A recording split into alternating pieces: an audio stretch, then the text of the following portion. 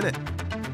It's been a minute, but we're back because it's Monday and it's gonna be real fun. Let's go. Let's have some good times. Yeah. Let's hear it, y'all. There it is. There it is. There it is. There it is. There it is. There it is. Woo! Hello, folks. Yeah, it's Monday. It's Monday, so I had to wake y'all up. Welcome in. It's probably earliest in the morning for me. You guys are probably well on your way with the week. Quite awake. I'm just coming in here and causing trouble. I'm not coworker that shows up late to the office 11:30 in the morning. Like, all right, let's get started, everybody. Let's go. On your high horse. How y'all doing though? Good to see you. We got some things to talk about. What are they? I don't know yet. It's gonna be a lot of question and answer today. I wanted to talk a little bit about like my experiences in Star Citizen 4.4 so far. I don't know what even's going on with that right now. I don't know if they're pushing it to PTU or what, but I figured I could give like do some just chatting about that kind of stuff. There's not too much has happened in the last week to really go over, but I was hopeful that we could all get together, come together, kumbaya, ask some questions, talk about some things, and find ourselves some rabbit holes to dive down. Because I don't know about all of you, but I have actually gone back and watched some Around the Verse episodes lately. Just doing research and all that stuff. Man, and it's weird to watch the old stuff. Why would someone be on their high horse? I mean, what are you going to be on your low horse instead? Come on now. Ain't nobody riding around a donkey in triumph. No offense to donkeys. Donkey! Maverick, welcome in, dude. Good to see you, Mrs. Tomato, as always. Beautifying the chat. Love to see you here. Vastin, hello. Why is the floor all sticky in here? You're gonna have to answer that one for all of us. Toes. I hope you're having a good day though, dude. Yui, welcome in. And did somebody just sub up, dude? Harbinger of moisturization. Get the out of here. Oh man, that's great. Harbinger of moisturization. You should launch a lotion line. You should get into the business of face moisturization. I would wear that just for the name. Fantastic. You could have like this hardcore Doom styled art for your lotion, but then like it's just the Dune guy is just like applying some lotion on his shoulder, but he's like holding off demons as he does it. You're like, Harbinger of moisturization. Keep your skin wet like hell. No, I think you got a business on your hands, dude. Thank you for the sub. Thanks for supporting 3 months, man. Appreciate you. Keeping Twitch happy and fun. Lurch Lord. Good to see you, Mr. Shiny Person. Colt Kimber. Welcome in the cult. The cult is here. Lucas, good to see you. Sakul. Unbeckable. Pico Suave. Pretty sure he's on the board. My man Toes Gang last time we were live. Thank you. 07's Captain Super Nightman. Good to see you, Joshua, Mr. Samek. When does it start? Yeah, the YouTube is not used to going live before we actually go live.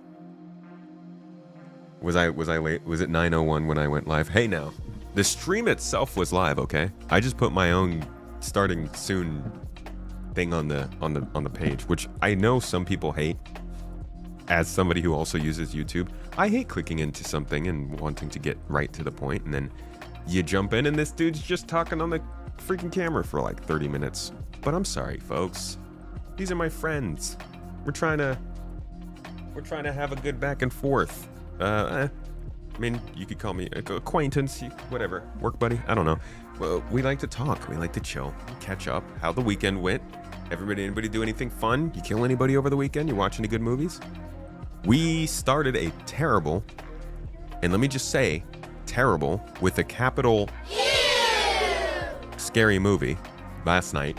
And they spent like we got about 30 minutes maybe into it, 35, 40 minutes into it. And they spent half that time setting up a love triangle and like just kind of building in team drama. We were like, this is not getting scary. So we switched over to this other one called Clown. And it was actually pretty good. It started out and we were a little shaky on it. It was basically a scary movie where this dude puts a clown outfit on and it turns him into a demon who's actually the whole reason they came up with the design of the clown. It's a whole thing, but it was actually pretty solid. It was like a good story. Yeah, see, it made us do that. Do one of those. This isn't just random. No. Stop it. One of the. Sorry. My soundboard is terrible sometimes. Hello. Winner, chicken dinner. Have you arrived to give away a ship? Yes. Yeah, so we still have the Shiv giveaway. I didn't get to do it on Saturday because I worked on some video stuff instead. But we should have it right now. Come on camera. Pick it on camera. Mrs. Tomato is about to choose the winner. Winner for the ship. This is for the Shiv. Trophy. Wait. Oh yeah, okay. She's telling you everything that's part of it. Here, tell him here. Talk into this thing. The ship, the coin, no, the trophy, the Levski coin, Van Duel plushie. There's a poster.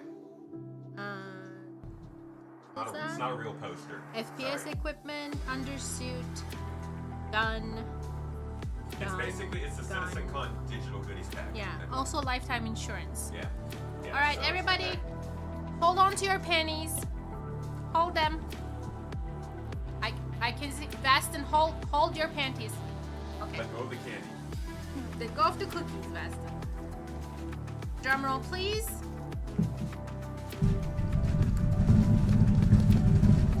Oh. Metoda. Metoda. Where, on Twitch? On Twitch. Bonus for Twitch subscribers. Nice. Metoda. Are you in chat? Come here. Get over here. Get it over here. Are you in chat? Metoda, show your face. Show yourself.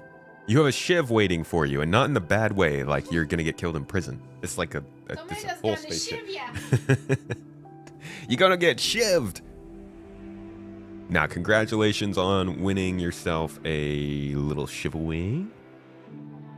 Can we hear it for the man, please? Thank you. God, guys. Do I really have to say it every time? There it is.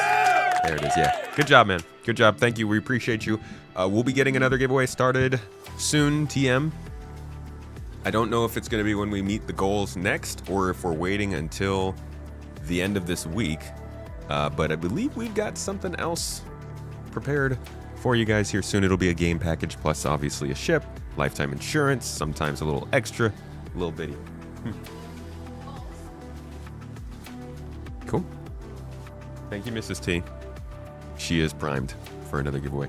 Hey, won't we have Inside Star Citizen anymore? Dude, no, not really. We don't do Inside Star Citizen anymore. Hot take, engineering as the Christmas or New Year's patch.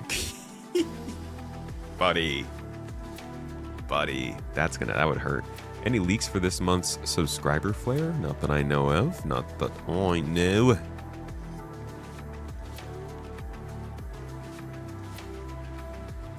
You prefer SC Colleague over the weekend. You finished phase 2 for both factions in spite of rubber banding. I have not finished. I haven't even tried phase 2 yet.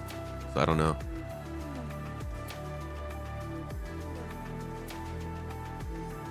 Catching up. Yo, Avenger. Hey, thanks for popping in, dude. How you been, man? How you doing?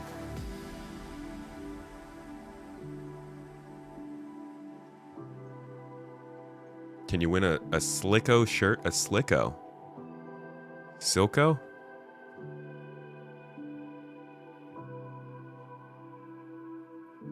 All right, winner of the Shiv doesn't seem to be in chat, but we will reach out via email. Make sure they get it.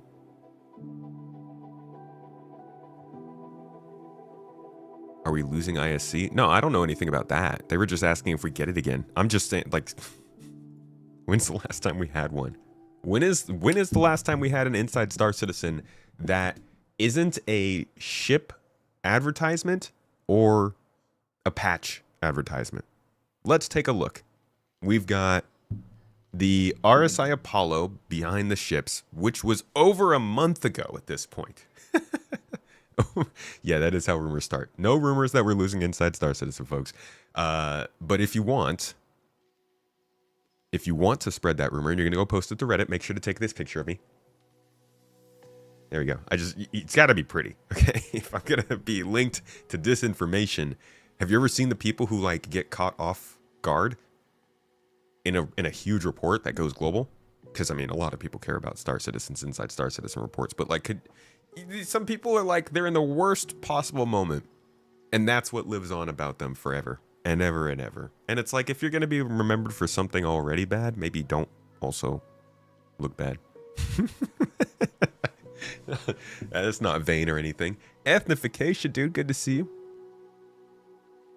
Still holding firm with saying sitcom was basically a big ISC. I don't think that's a hot take. It is. It was an ISC. It was Inside Star Citizen Direct. That's what I'm calling it.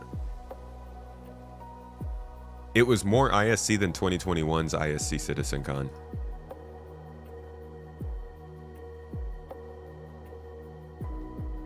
Look good, do bad. The Slicko shirt is a rare lootable shirt that is about the only one that looks very sleek. But it's so rare that I wouldn't mind it having an account entitlement. I haven't even heard of it. Where do you find it? Ironclad Q2 of 2026. April, May, June. Yeah. I think so. Run charity for sick kids, teach people how to play, but people just spam you that you're a griefer. Well, I mean, in their defense, if you murder people to raise money for kids, yeah, you're doing, it's good work, but the people getting murdered, you know, it might not be charity in their case. Charity at their expense. But anyways, I didn't even get very far into this. So we got the Apollo, right? More than a month ago. A ship advertisement. Next up, 4.3 patch report. An advertisement? A update advertisement 2 months ago. Almost a month in between. What are we doing? Before that, another 2 months. Behind the ships. Kruger L21. Another ship advertisement. Prior to that, Alpha 4.2.1 video. Inside Star Citizen. Before that, RSI Meteor advertisement. Before that, 4.2 trailer. Before that, 4.2. Wait, oh, that's the trailer. 4.2 Inside Star Citizen advertisement. Asgard behind the ships advertisement. Mirai Guardian MX behind the ships advertisement. Idris behind the ships advertisement. Grey Cat behind the ships advertisement. 4.1.1 update advertisement. Misk Starlancer TAC advertisement. Here it is. The last time we got an Inside Star Citizen that was not just like an ad or whatever was coming out was in April of 2025. And oh, I know this is really gonna make some people happy. It was about hair. If there's one topic that makes people more gnarly in Star Citizen than master modes, it's hair. I'd be Kermit the Frog sipping tea when we go over a hair episode, because this gets people lit. I mean, the actual second they put on hair, sometimes people are like, "You're always wearing a helmet." It's like you will find it anywhere that they talk about hair. In fact, wait a second.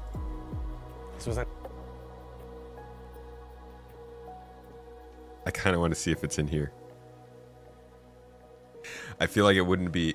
Hold on. All I have to do is just search for helmet.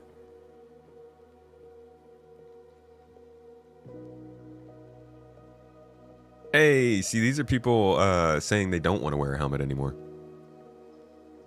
So that's nice. That's a nice change of pace. Sometimes you come across a place where people are actually excited about the hair. Hell yeah. It's going to be interesting when they do get to the point where what you're saying, or no, sorry, what you're wearing affects the way people react. I mean, I hope that's still the goal. I hope that's still the goal. It feels like CIG is slightly scared of making people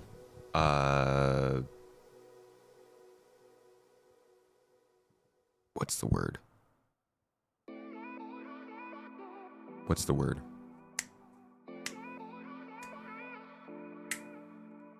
Inconvenienced. It seems like they're scared of making people inconvenienced. And I have definitely seen people be like, Hey, what are you talking about? Huh? Why are they putting the clothes into the game and making me take a shower so I don't get trouble with the NPC? I don't know why they talked like that, but I have seen that comment. You never know. You never know what accent a text-based comment has been typed in. Okay, so I can add the accent. But I have seen a lot of people come in and be like, "This is really dumb. I don't want to be judged by what I'm wearing. Hygiene is stupid. Blah blah blah. All this stuff is dumb." Blah blah blah. Makes it seem like their opinion doesn't matter. Their opinion matters, but it's not like it's a crazy thing, you know? I felt like the weirdo until I played Kingdom Come Deliverance 2, and then I was like, oh no, there are plenty of games that will go into depth with this kind of stuff, so I hope they don't back down on that. But they used to talk about it based around reputation, and well, we know how they act a little cagey when it comes to reputation. There's a spot right here in the video where he literally says that people will start. It's the most replayed part in the episode, one of them. Listen to this. Of things. We even have talked about some fun stuff where, like, Konstantin Herson, for instance, is a bit of a snob. You walk in wearing a bad coat or like some weird clothes, he might think less of you. You can all. So they say like they've talked about it, which in Star Citizen's world doesn't mean almost anything at all. But it's not out of the question. And it'd be a great way to get people to like wear less spacesuits, heavy armor to go into the bar at the city. That kind of stuff. Hygiene isn't stupid, it's important. Thank you. As gamers, that should be our first thought. Keep it clean. I've been in a gaming Citizen Con. I've been in conventions, okay? Hygiene's important. It's crucial. If Essie makes you shower more than your wife, it becomes a problem. Wait, makes you shower more than your wife showers, or more than your wife makes you shower?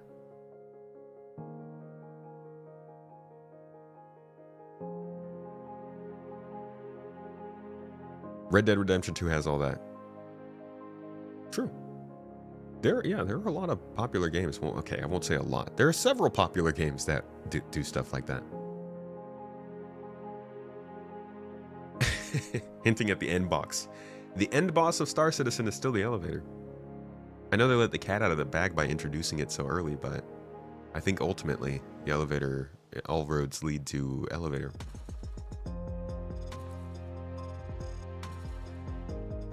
They also talked about how you'll also get co-position when wearing your armor helmet too long. Poisoned? Oh, carbon monoxide poisoning?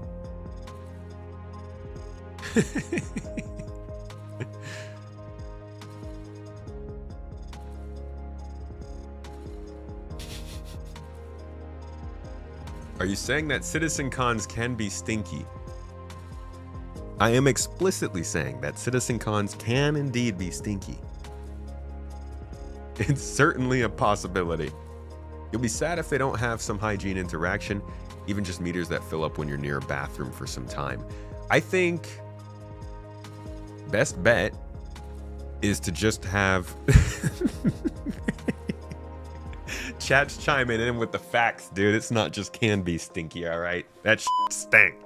I think that they could just have like a barometer or value that gets decreased by a certain amount whenever there is a certain type of hygiene action, like washing your hands or taking a shower or like using a napkin.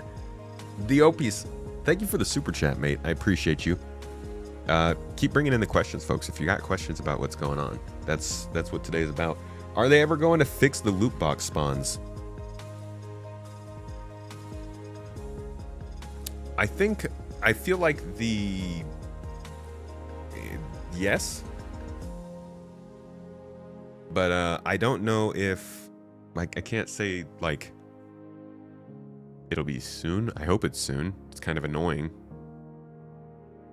They'll definitely fix it at some point. We should have to disinfect ourselves before we do any interplanetary traveling due to spreading diseases, or at least before we get to go to residential areas. Now that would be interesting. There are a few things scattered throughout the game that hint at that sort of technology, but we don't. It's not put in our face too much. believe they're in the 4.4 patch notes. Let's see the 4.4 patch notes. Let me talk a little bit about my experience in Evocati.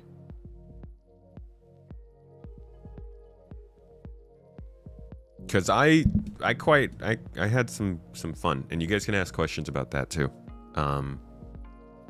I was both unimpressed. I don't want to say I was impressed with this first version of 4.4. I think I was more...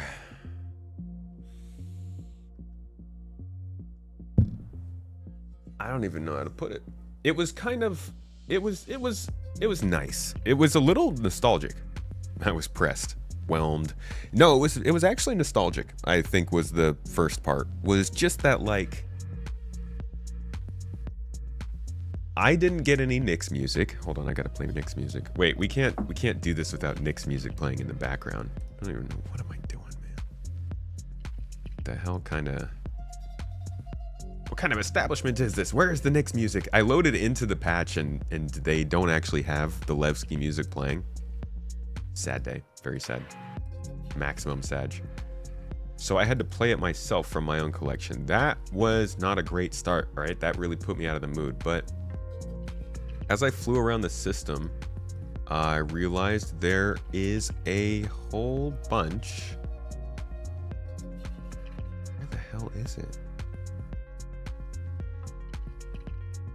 Levski. Maybe it's not on this computer. Yeah, I think I only downloaded it into this computer.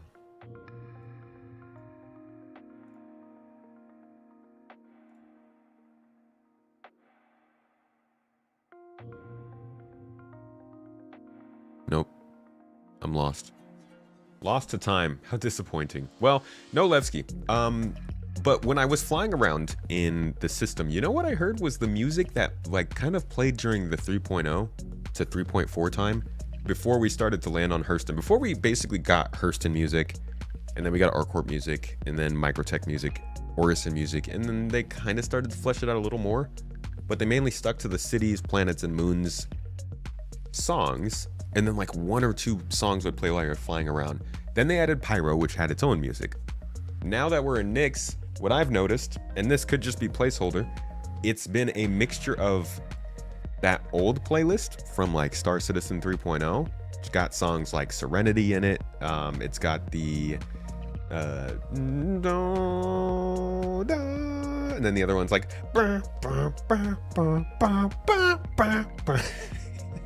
you know, somebody, I gotta find where's the Star Citizen music.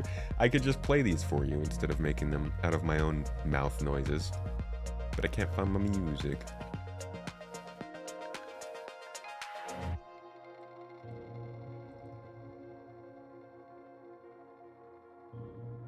And so that was really nice, flying around to that music. The best part of my time in Nyx, personally, was actually when I found a courier mission.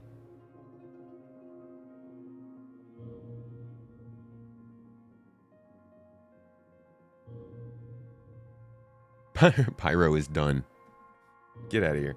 I found a courier mission. Yeah, so the single box delivery missions that were like used to be the best thing to tell people to go and try in the game are back in Nyx. I don't know if they're planned to be back in the live, if this just was kind of a testing opportunity for them. Maybe it's just in the Nyx system. I'm not sure, but I definitely went out to a random place. Not a random place, they gave me a marker. I flew out to a marker though that they said out in the Glacium Ring. Dude, this music, this service is annoying. I flew out to the Glacium Ring. I got a box from a broken down derelict.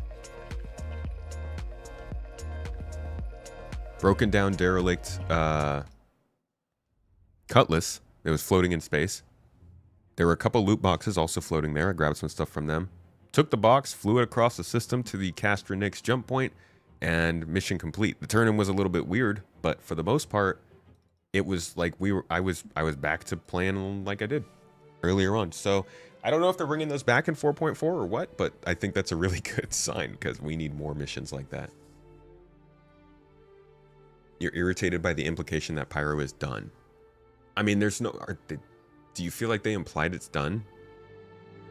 It is very stupid. It is so far from done.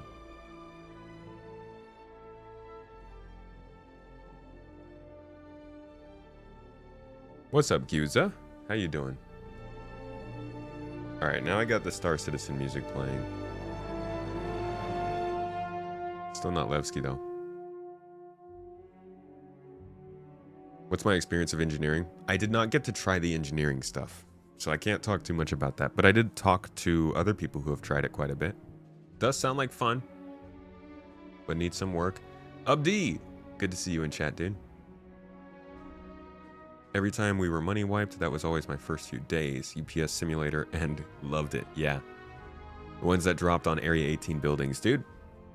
It's crazy, that's the obvious mission for newcomer players, is like, get them out of their building, tell them to go deliver a box to some rooftop in the city. Don't even tell them to go to space. Fly them around an atmosphere for the first 30 minutes of their time. Then it'll be cooler when you send them up to the space station.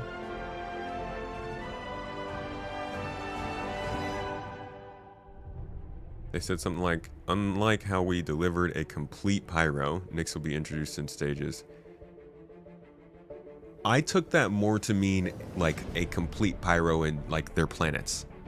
So when they built Stanton, they did not build it complete. They added the planets over time. When they built Pyro, they added all the planets at once. So it was like planetary complete. When they're building Nyx, it's not going to be planetary complete. But I don't think... I guess word-wise, it might be confusing. But they've definitely got a lot of work to do in Pyro still. What is left to add to Pyro? I know we were missing the solar flare. Well, the solar flare, the space station situation is not what I think it's supposed to be. I think that they have... There's... Some of the stuff that would finish Pyro would be more the systemic things.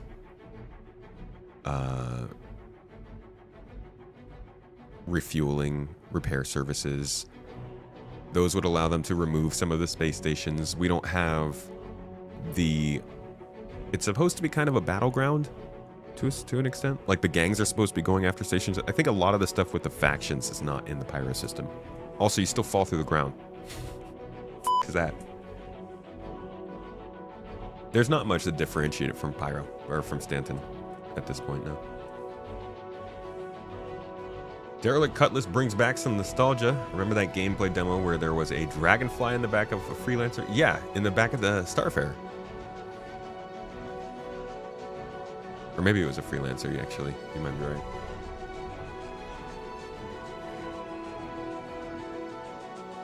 Reputation really needs an overhaul, dude. Reputation's in a bad place. It's bad. Settle down.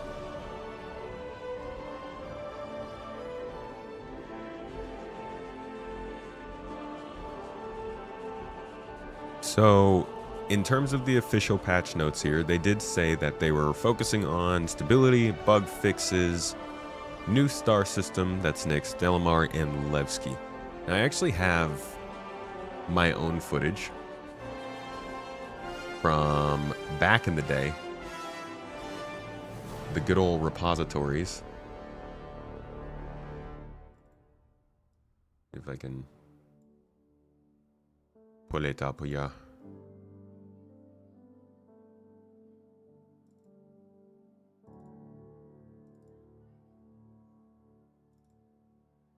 So, this is Levski.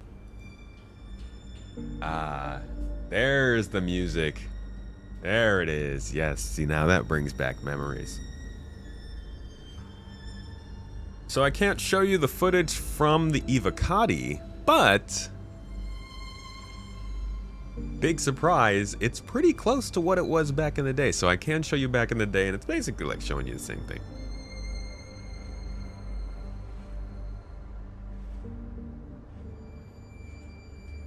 It's really disappointing that they think they can't do negative reputation. If you screw up, if you screw up, it should have consequences and absolutely box you out of areas or missions because of it. Yeah, I would really like to get some further clarification on their feelings about that, because I also feel like it feels like they know. From their answer, it almost feels a bit like they are willing to. They're willing to take on the whole negative reputation stuff. It's just only with certain factions. So I need some more clarification there. As long as it's possible to get negative rep and to get consequences from what you're doing in the game, I totally agree with you. That's a huge part of this game. It's a huge part of living in a world that's like corrupt and has a ton of factions and planets and just in general people who aren't going to agree with each other. And we should get in trouble for going one way or the other.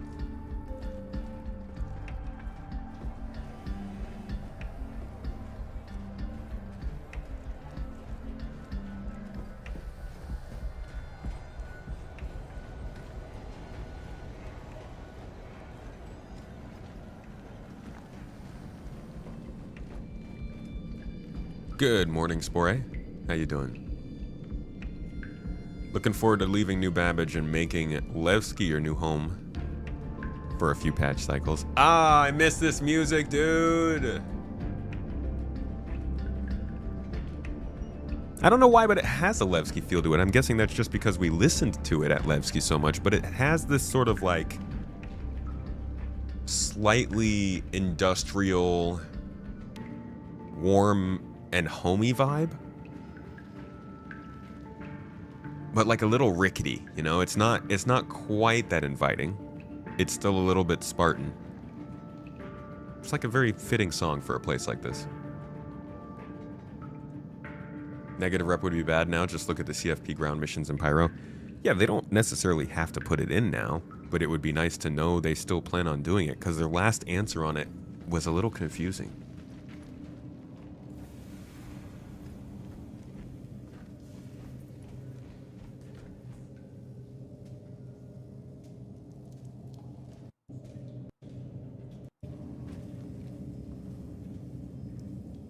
And Nyx mostly looks the same as this right now. I mean, obviously the lighting and stuff looks better.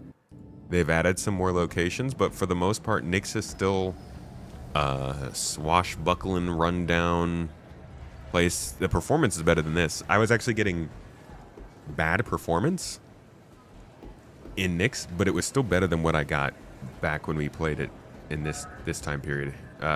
Used to be called pretty regularly, used to be called Lagski.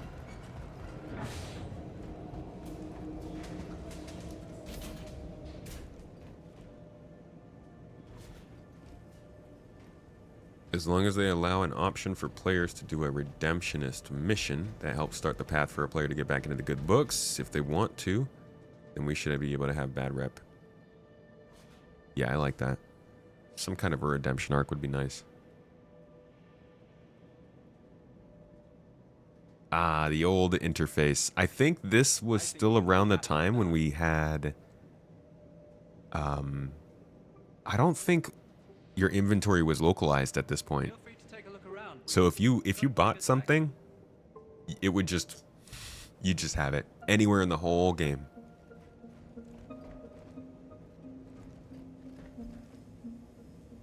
I don't remember this song. This game has always looked good.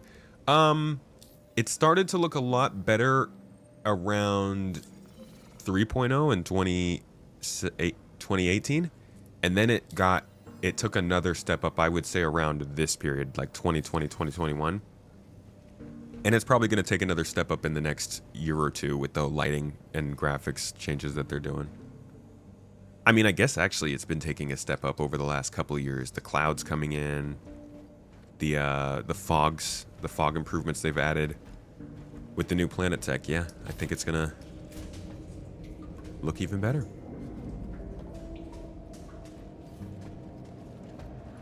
Are they not planning on bad rep anymore? They are not planning on bad rep with certain factions.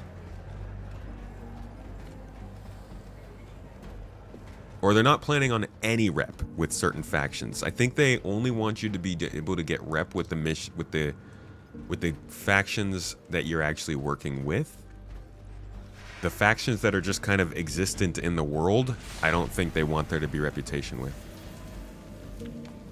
Was this like 310-ish? This would have been... This is 2021. What year was this?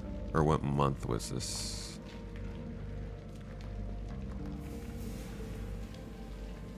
Oh no, this was 2019. So summer of 2019, this would have been like 3.5. No, 3.6, 3.7. So actually, this is much earlier than I thought it would be.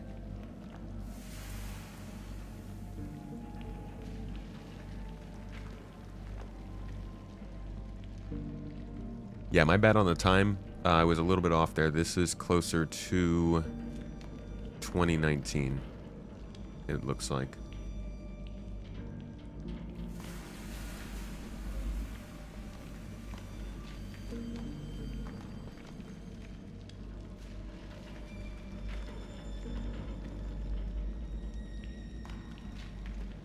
So this would have been Alpha 3.6.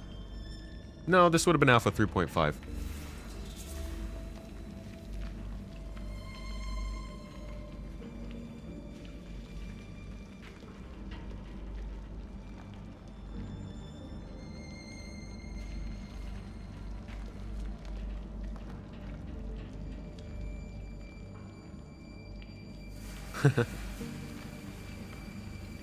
How has it already been that long? Been gone longer than most games are in dev.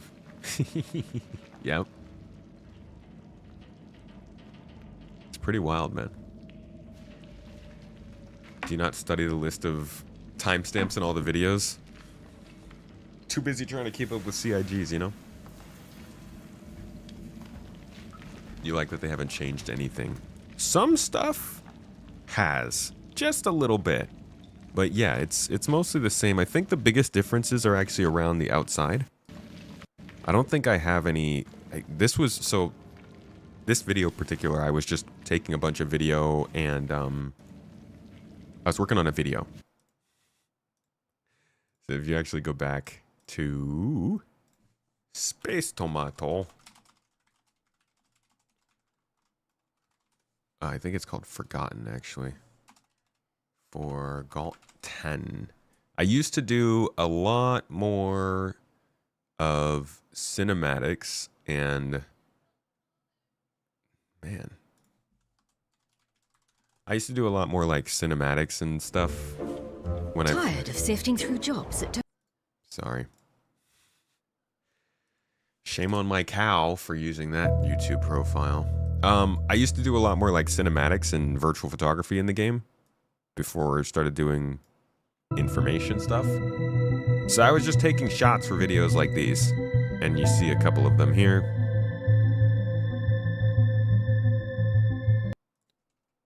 So like, interestingly, this is one of the places in Levski that currently looks different. I think I visited this here. Might have been in the other one.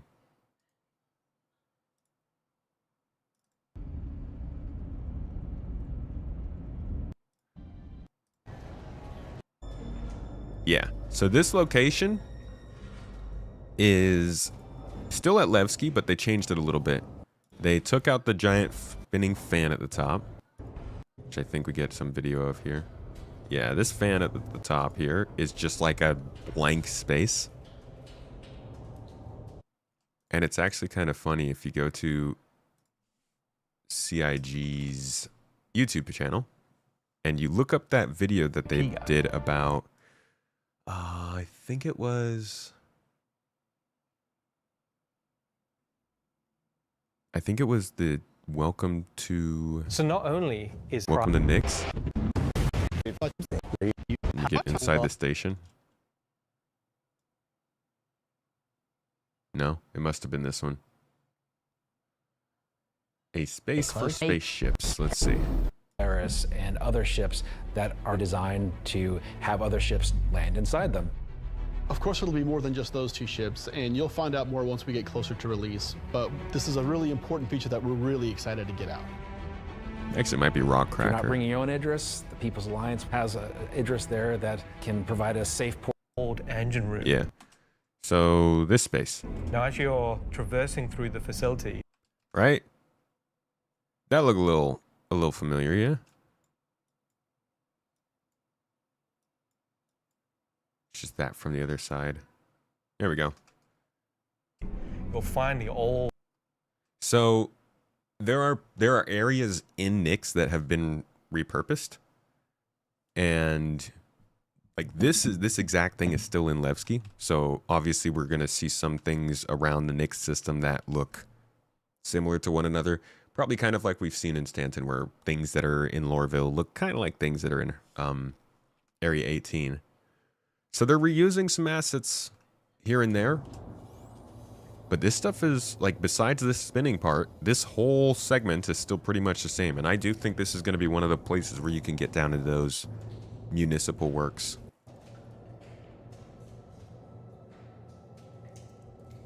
There's a couple things in the UI and interaction menus you kind of prefer here than what we have today.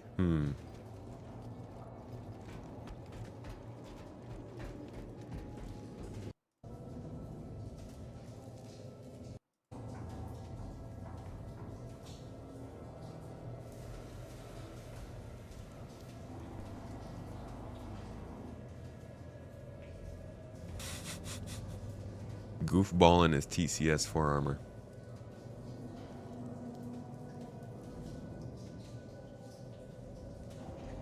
What else was there though? There is actually a part of the crowdfunding. As a part of the patch notes that I didn't check, and I was interested in what you guys think of this. So the point defense cannons, they're going to have their alpha damage reduced by 50%, resulting in an overall DPS increase.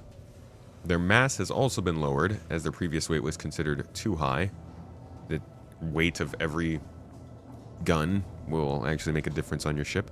And then missile health has been reduced by the same percentage as the PDT alpha damage reduction, which is about 50%. Torpedoes' health has also been reduced, though to a lesser extent. So, nerfs so plenty on some of the ship-to-ship based combat stuff. I think specifically the PDTs are the biggest ones. Turrets, cannons, whatever you want to call them, they are point defense. And I don't know, what's your guys' take on this? I'm not much of a ship combat guy. Are they just trying to balance out how the engagements between torpedoes work so that engagements last a little longer, but maybe the length of which they last does not ruin anybody's day because they don't get blown up immediately? Oh, right, they were shooting at fighters. That's right, that's a good point. It was very annoying when your own friend's ship would just randomly start shooting at you for not doing anything.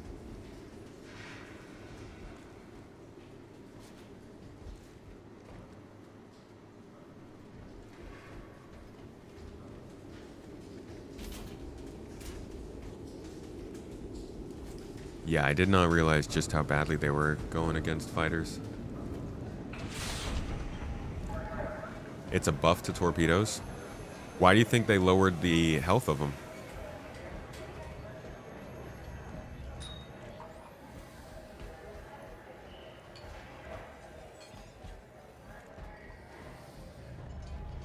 Dang, when beacons were popping up all the time. Did the landing zone feel crowded? Do you think the landing zone will be able to handle all those new players that have joined in recent years once it goes live? I mean, back then, no. Well, yeah, you're probably asking about in PTU. It felt bustling. I would say it felt about on par with your modern RPG or open world game right now. Opies, yo, thank you so much for the super chat, dude. You're a real homie.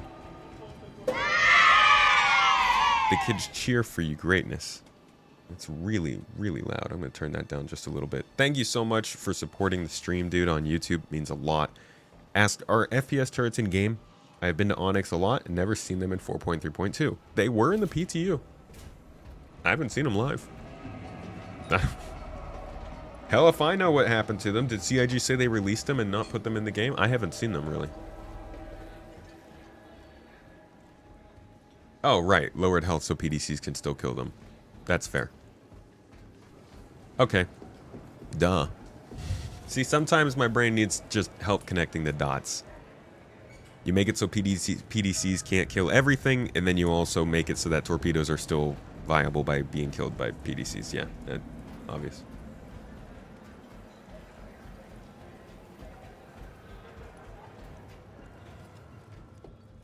This is an old UI, yes. This is the old FPS UI. We know that when Nyx first comes online, every existing player plus some to take a pause are going to come back to check it out. It will be laggy. So the space itself doesn't feel crowded. Even with all the NPCs that were there, it was... You like the UI? You like the heartbeat part? That was always a nice touch. It wasn't necessarily crowded, but it definitely does feel claustrophobic. And I think that's part of the design, you know? It's supposed to feel like you're in an asteroid. It's how it oftentimes reminds me of how Ender felt when he moved into the enemy camp after they cleared everything. I think it was in Shadow of the Hegemony, possibly. It was a sequel to Ender's Game where he moves into the place where the aliens used to live and talks about like the crowdedness of the space and how it felt like it wasn't made for humans and all that. This obviously still feels made for humans, as you can see here, but it certainly feels like you're inside of an asteroid, and the space that you have is the space that they could get. So I think that's nice. Do I think it's going to be too crowded with players coming in? Nah, I don't really think so. As long as they can stretch everything out, you know, you got to put things in different places so that foot traffic is working better. But the cargo area is separate from the shopping area, is separate from the hospital, is separate from a lot of the FPS EVA locations. I think it should be okay. Landing zones don't really have that many players running around them all that often anyways.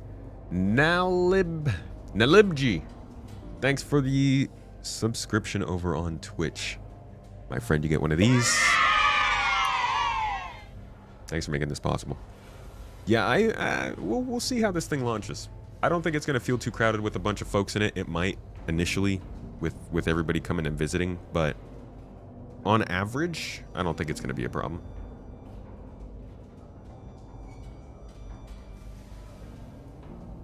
You just did a rescue in a fully loaded vulture with NPC bounties spawning in above you. Vulture's not so nimble in atmosphere, by the way. You rescue a player? After the initial rush of folks, when Nyx comes out, I don't expect Nyx will be much more crowded than like Area 18. It does need to be... The idea of Nyx does need to be handled delicately, I think, because it might be a frontier system, but there's still thousands and thousands of people living on this in this system, and they should still have infrastructure that supports that.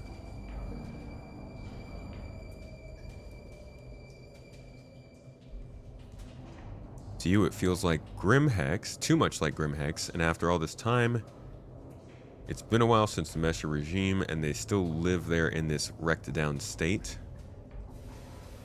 I mean, if they're not making the money to fix it,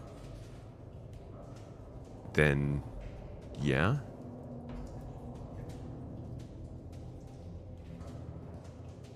Sometimes people are just cool with like living in squalor for generations. There's that one island, can't remember, Sentinel Island, I think, North Sentinel Island, that's basically cut off from everybody. That's not quite the same situation. I mean, you would want to modernize if you roll through here, but there's definitely a sense of like the living situation has stayed in the past, but the actual industry has caught up. Like they use regeneration, which is new technology. They use exterior freight move loading, which is like the whole series didn't come out until after the Messer regime had fallen, so that's new technology.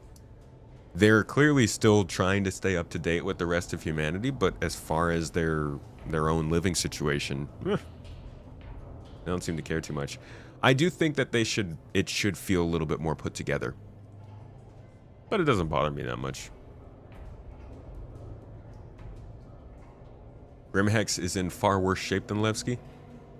Can't say I'm much of a visitor at Grimhex to know one way or another. I can say that the view from Levski right now is far and away better than Grimhex's. Holy crap. The view from outside of Delamar and Levski is one of the most impressive in this game, because you kind of like, you're standing in a place that feels like a landing zone on a planet, but you're looking outside at giant asteroids floating a kilometer off the ground.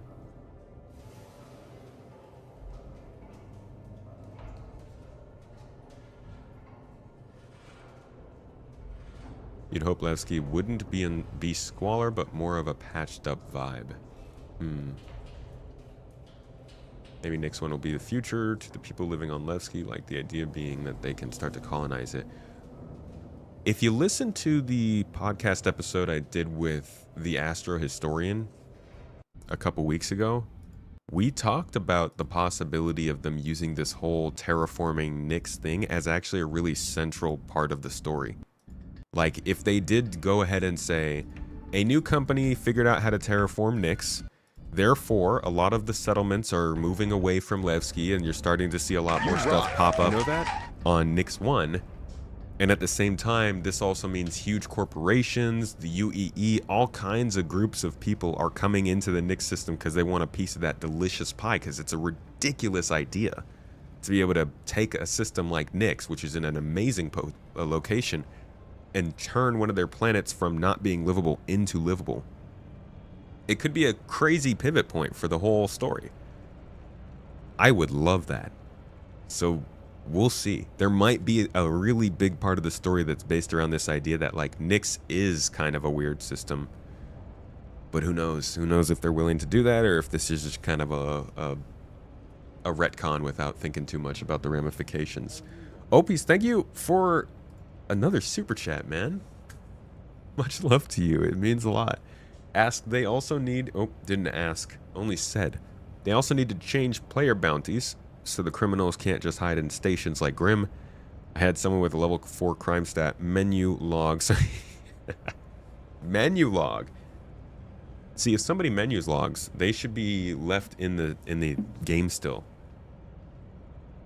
Yeah.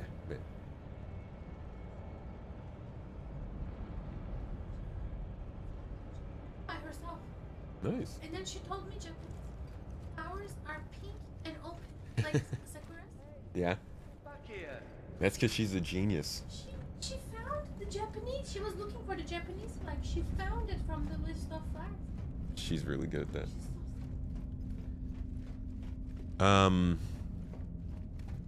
Got a link to the episode with Astropub. Could somebody possibly drop that in the chat? Yeah, that could be a great moment for the game, to be honest, but we'll see. And also, the idea of players hiding in space stations. So here's originally how... You know what? Let me see if I can find a place where they actually reference this. There's way back. Amount of groups, or the difficult... I don't know. I might be crazy. I might have come up with this on my own, but I do feel like they emphasized the possibility that when we had the reputation and the security systems all in discussion, it would be a combination of reputation and security that said people could have weapons in places like Grimhex or ArcCorp Area 18, whatever. But if you did have a weapon, it was because you had a certain reputation, right? So it's like one of those pie in the sky wishes, I guess, that we're at the point where I'm not super confident they're going to pursue something like this. But basically, I was thinking if you work if you work hard enough with the Bounty Hunters Guild and with Hurston, let's say, like you could have reputation with all kind of people, but let's say you reach level 5 with Hurston, but you have level 3 with the Bounty Hunters Guild. I guess it would really just depend on Hurston at that point. Let's say you reach level 5 reputation with Hurston and level 4 with Bounty Hunters. They would then say when you get to the door, right, when you're coming on the spaceport and you get to that customs area where it's like right in the spaceport before you get to the elevator. For normal people, they take away their weapons because that's just the way that it is. You could walk past with your weapon, but then they'd arrest you or whatever, throw you in jail, I don't know. But for like normal people, you would have to put your weapons in a cubby until you leave the city. For people with that high reputation, you could take a gun into the city. And if you did something with that gun that they didn't like, it would dock you so much more reputation than a normal hit would, right? Because they put their trust in you. But that would allow you to basically be a bounty hunter, benefit from the fact that you are a bounty hunter in a specific location, and then go into a place where other people can't necessarily fight you because you've worked hard to get to that point, and you can arrest the criminals that are hiding out in the cities thinking that they're safe. But with the way that they talk about reputation now, man, it's like, is that even in your train of thought anymore, CIG? So I want to go back to, I think it was 2016 maybe, CitizenCon, 2014 CitizenCon.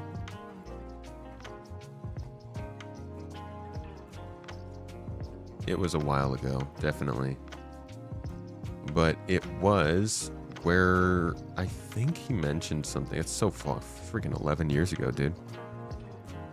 Almost pointless to look it up, but I am curious where I got that idea from. Albin Sadobald?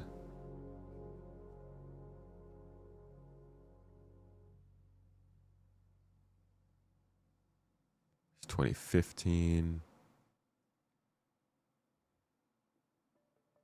Social media press, social module, press version, multi-crew, demo live, Gamescom presentation. 2015. Dude, we're way back.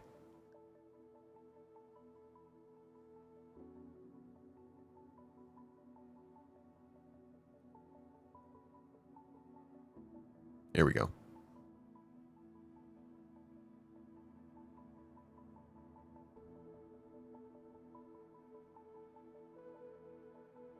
Remember, if they did events that allowed us players to impact how settlements and cities will form on Nix 1, that would be very cool. That would be cool. We should have those maglock handcuffs that can be used only on your target bounty in armistice zones. If you're able to cuff them, then the bounty is complete and you're all set. Yeah.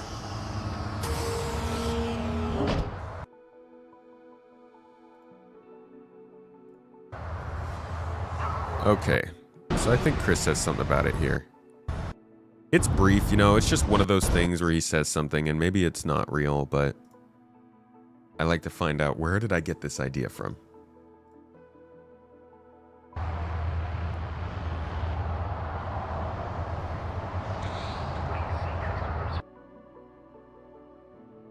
What is going on?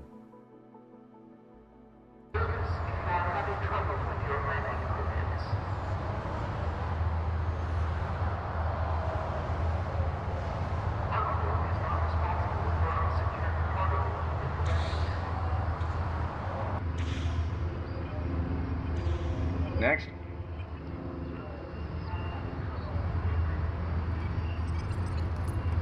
He's not talking very much in this one. Is this without commentary? Stand by, starting scan.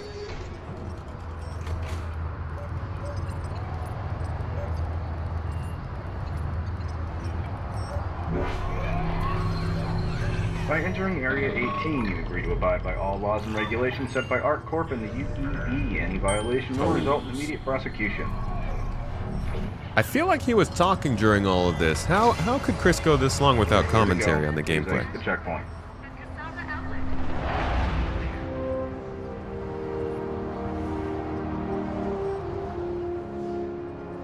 All right, how many of you like this version of ArcCorp more? Because I know a lot of people seem to. it did have a more gritty industrial vibe to it back then. It felt more Beyond Good and Evil, more... Oh, there's a game I used to play as a kid that I feel like really matches this energy, the way this was designed. Northern Tech Hummer, thank you so much for the Twitch sub, dude. Another Twitch baby in the bag. Let's go. Why are we putting babies in bags? I don't know, but let's continue. You like this more, Magic? Beck, you like the more cyberpunk version more? Do love me some cyberpunk.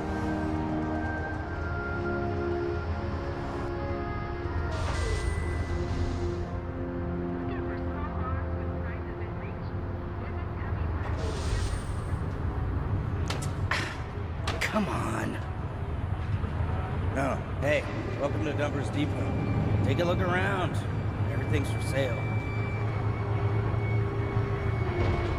Yeah, no, there was definitely commentary. Where are we? What's going on? There's not enough Chris talking there. Oh, it took us all the way back to the present day.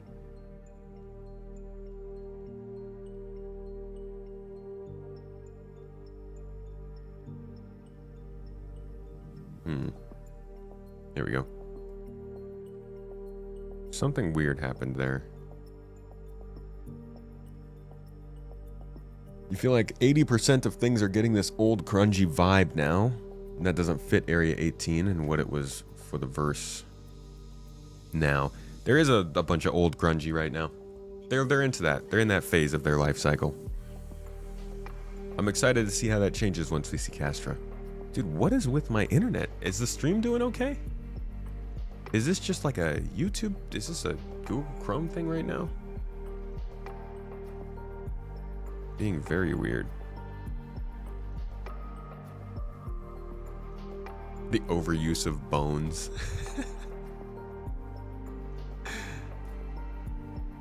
Bonegate. Alright, now it seems like we're loading fine.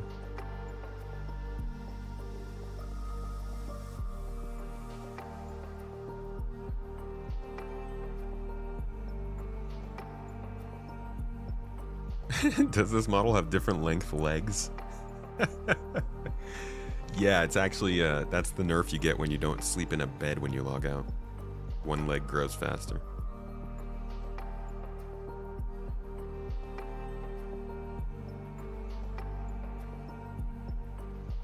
You are praying that those new guns and armor skins are just versions for pledge money. So much bone.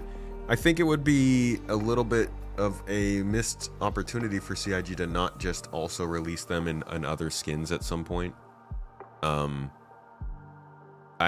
don't want to say that every gun should have every styling. That kind of ruins the uniqueness of them, but I do think there should be alternative. And with the way they're talking about cosmetic blueprints now, I'm very excited for it, dude. Cosmetic blueprints being separated from item blueprints, and the idea of actually finding them. And like was said in the chat on Saturday or Friday, if I'm doing loot runs in dungeons and I come across a blueprint in that dungeon, from my understanding, you don't have to take that blueprint back anywhere.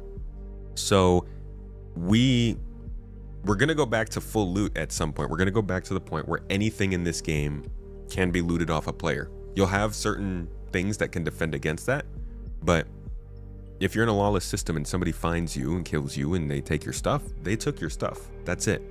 But with these blueprints, if you find the blueprint to a weapon rather than the weapon itself, you don't have to take that weapon all the way back to your safe haven and whatever to, keep it safe so nobody ever gets it. The blueprint gets assigned to your account, so you don't lose it even if you do die. And even if you do die, you can always recreate that weapon again. It's a permanent weapon. It's actually better than finding the weapon itself. Blueprints are going to be really fun to find. So I like the direction that they're going in when it comes to blueprints and crafting. I like that they're splitting out the cosmetic portion of each weapon and ship into its own thing. So that, it's not like you're just getting... The idea of buying a ship for a skin is annoying. Yeah, blueprints are kind of like scanned. You can loot them from what they've said. We can go back to the things that they've said about this. But from my understanding, you can loot the blueprint and still keep it with you. So you don't claim it, you can get it for somebody else. But the idea is that when you get one, it will be linked to your character. Let's go back to last year. They had a nice little talk about it. And let's hear what they had to say. This is like is a property we're adding getting real into the idea of crafting and how it will work. Also, keep in mind the exploration ramifications here. Like, this is a really big part of exploration.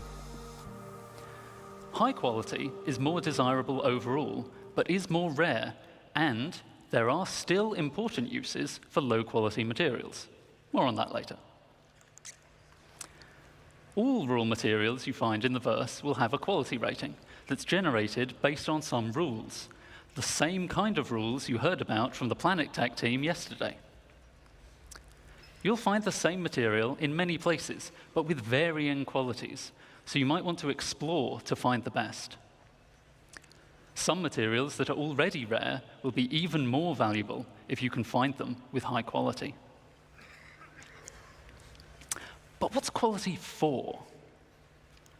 It's for item stats. Alongside quality, we're introducing a new item stat system to the game.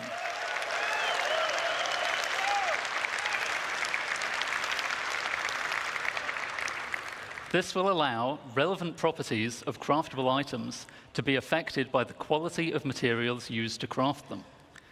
For resources, just a single quality rating is sufficient to provide variation, but craftable items have such diverse purposes that we need a more detailed system to provide both progression and customization options.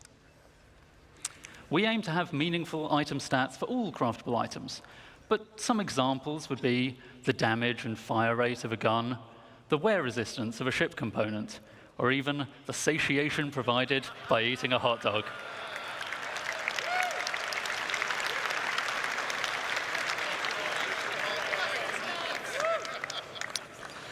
So, as I said, the quality of materials will directly affect the item stats, such that higher quality results in better stats.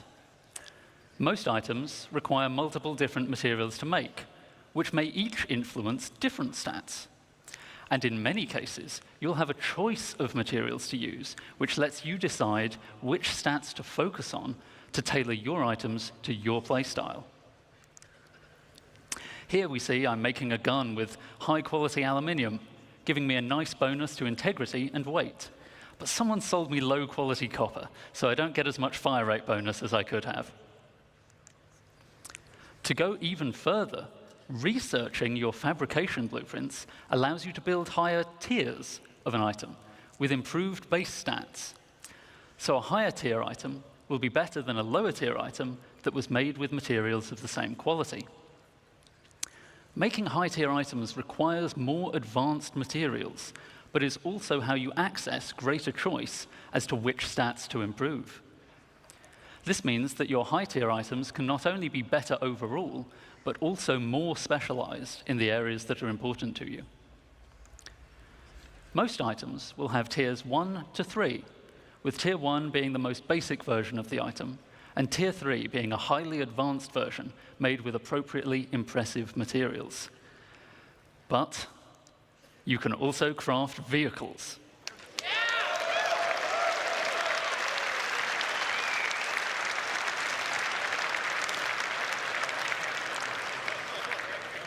And vehicles are so important that they will go up to tier 5, providing a way for you to really invest in making your favorite vehicles excel. Of course, many of you have already bought your favorite vehicles, so you don't really need to make them from scratch, right? Or maybe you've pirated, salvaged, or otherwise commandeered a vehicle. Not to worry, you can still benefit from crafting by using an upgrade blueprint to increase the tier of an existing vehicle, including... Okay. So it took a little bit while, but that was the whole point, was I wanted to talk about blueprints. I feel like... benefits of item stats to their fleet. Individually. material. I feel like I missed.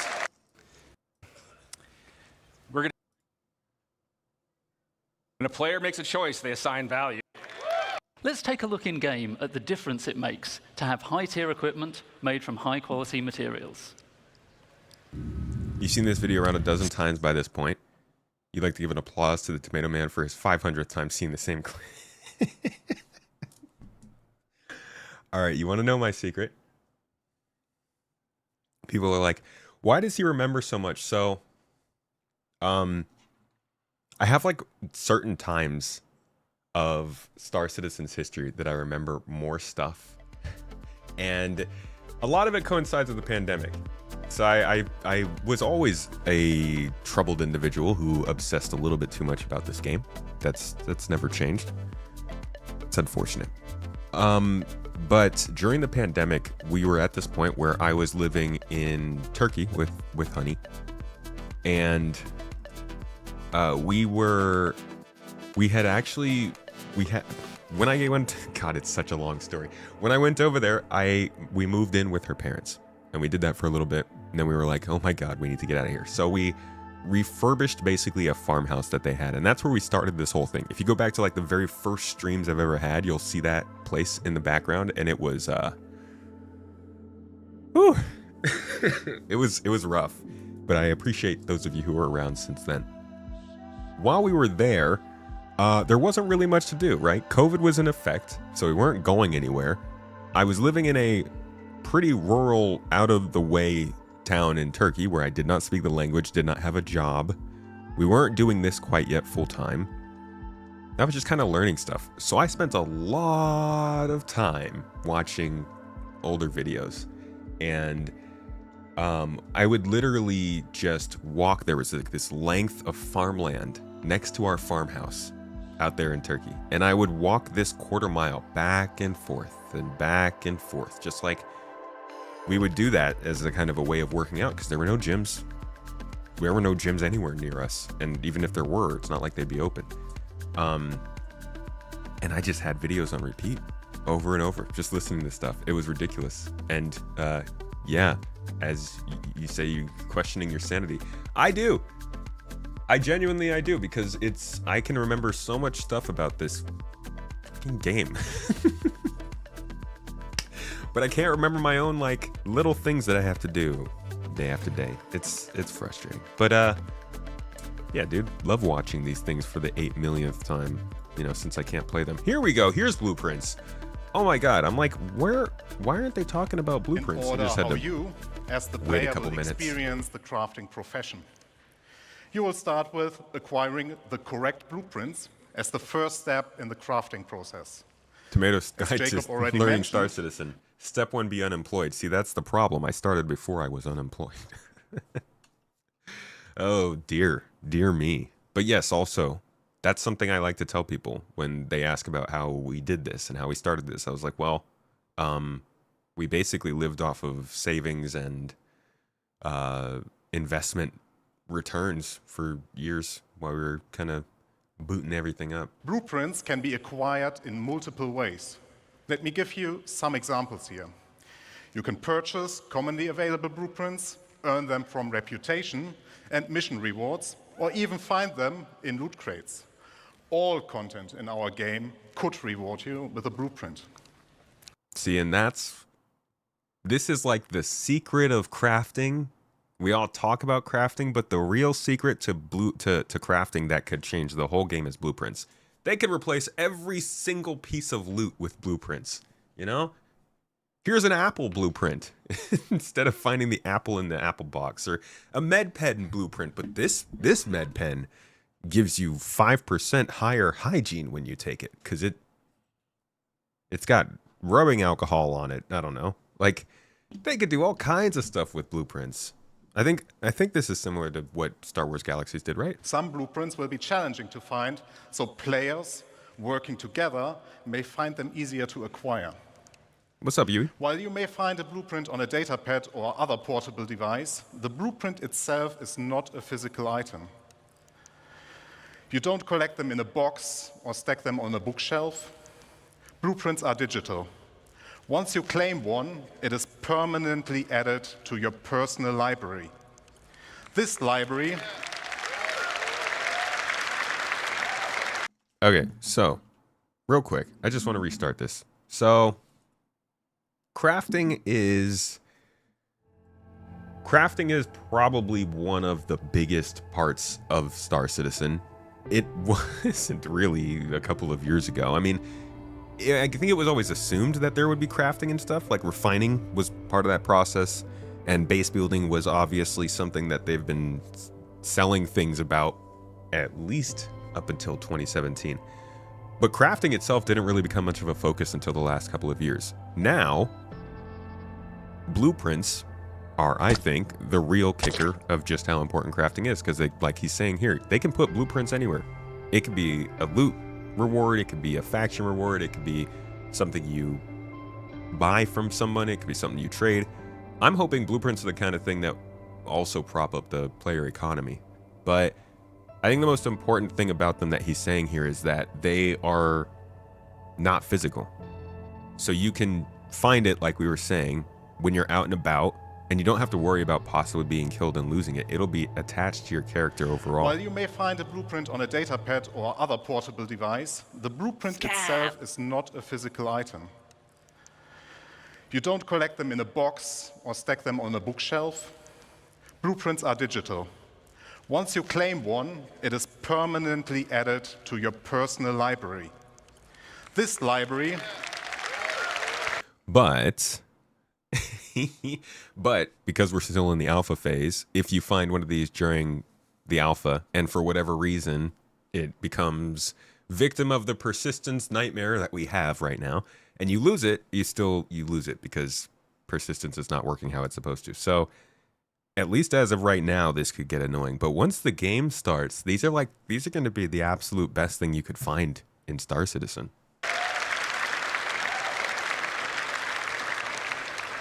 This library is persistent to your character, and every blueprint you claim is yours forever.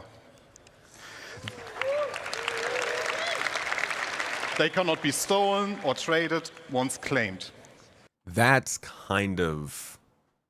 I do wish you could sell it or pass it on. And it makes me wonder what happens when you lose your character. I guess it would just get passed down to whatever new character you have, but that means that if you want to be like a marketplace of blueprints or a data runner of blueprints, you can't actually ever use them. Yeah, I don't know. I kind of want to... I would like to be able to sell them. I think there could be a cool market for blueprints. And maybe there will be. Maybe there's going to be enough around that you can find... Like, some of them will be very common. So I'm guessing you'll use some, sell others. Maybe you have a store with them. Yeah, and then you keep the most valuable for yourself, possibly. They have such a great opportunity here to create a huge player market around blueprints, upgraded things, and just like custom stuff. I hope they don't shy away from this. They keep saying that crafted stuff will always be better than the stuff you find and buy in the game. And it really could be. I certainly hope that they stick to this. But it does not just end with acquiring blueprints. Those tiers of quality that Jacob mentioned are unlocked through blueprint research. Research requires a research data bank which can upgrade your blueprints. Upgrading here means that you unlock a blueprint that allows you to create a better, higher tier version of the same item using more advanced materials. Okay, so in chat, Digital Design saying, Dune Awakening does blueprints exactly like this. It actually works pretty good. Once you use them, you always know them. You can sell them, but not after you use them to know them. Yeah, you could get duplicates. It also forces you to make choices, like if you find a really valuable blueprint somewhere. Dude, God, this is like such an exciting prospect for me. My favorite thing is just going into caves and dungeons and like derelicts and things like that. Not just in Star Citizen, in any game. My favorite thing has always been running fun little quests and finding the cool loot along the way. You know, I grew up on Mass Effect and Assassin's Creed and BioShock and stuff like that. It's just cool to go around, shoot a guy or two, interact with the surroundings, and then find something good. A little bit of lore. wrap it up. I'm good to go. That's a tomat. Wasn't there just a dev comment somewhere that said you could lose them? Yeah, if you don't claim them, you can lose them. What I'm saying is if you find this out in the field and you do claim it, then it's yours. You're good. And that's much more powerful than what we have right now. Well, what we have right now is looting tier 0. We know that's going to change to the point where you can lose anything you're carrying. But this is a secret way for you to not. Instead of getting the weapon when you're out, you get the blueprint. And then you're good. You don't have to worry about dying when you're going back home. But yeah, that being said, I want there to be an opportunity to be able to sell these. Note, you will still have access to the lower tier versions if you want to craft the cheaper version. Also, what In order happens to a group? upgrade If a group unlocks a single high tier blueprint from doing a mission, do you have to just decide who in the group gets that blueprint? In which case, you want to keep playing with the same group, right? So you can have one person who collects the blueprints and everybody else is allowed to get free items of that nature from them. I don't know, man. That's rough because let's look at this from an org perspective. If we're running missions as an org and we find an incredibly valuable Hornet blueprint for like a just super high tier Hornet, top of the line armor. Oh, Magic. Yo, my dude. Thank you. Thank you. Thank you. Thank you. I appreciate you. 5 memberships on YouTube is actually Toes Gang energy. So give me one moment. Don't let me lose my thought. That was a really good thought. We're gonna continue on that. But Magic's got us started. Oh, dude, and there's no music. You're gonna get to hear all the chalk glory. Appreciate you, buddy. That's a 2Ks. That's good. Is that a J? Hell yeah. Is that 2 eyes? Sorry, I'm really bad at spelling. Magic. Thank you, my dude, for supporting the stream. What was I saying? Oh, so if we were running this as an org, we'd have the crafters spin the wheel of fun. Yeah, I mean, essentially, we would have to have a crafters group. No, that doesn't even make sense either. Dude, I don't know how that works. I mean, you're going to have... Our org is going to have thousands of people in it. And even if we had one person who had all of the highest tier recipes, that person's not going to be able to be at all of our bases at once. So how does that even work, man?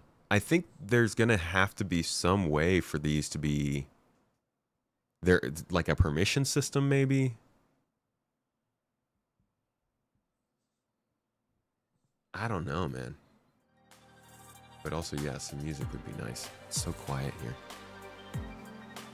As long as we can share resources with mates that have blueprints we need, I think it will be good. No, I agree with you there.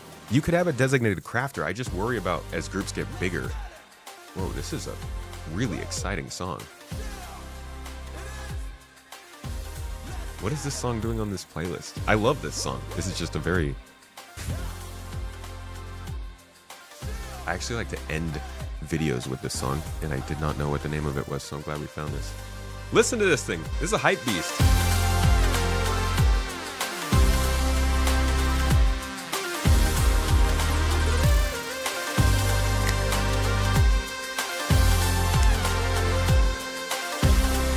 All right, sorry.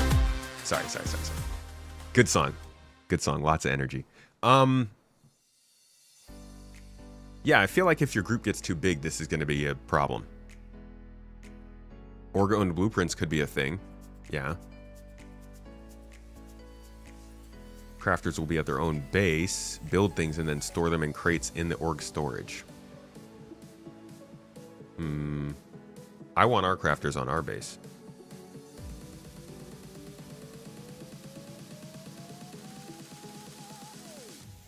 Have more designated crafters? Yeah. What is this music, bro? What playlist is this? Why am I at a rave?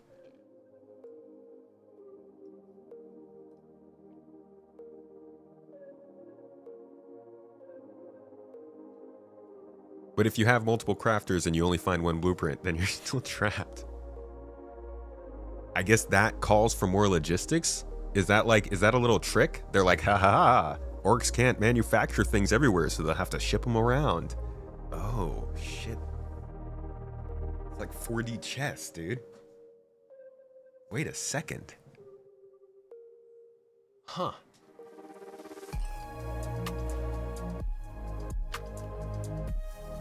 Then you get the crafter good blueprints and they leave the org.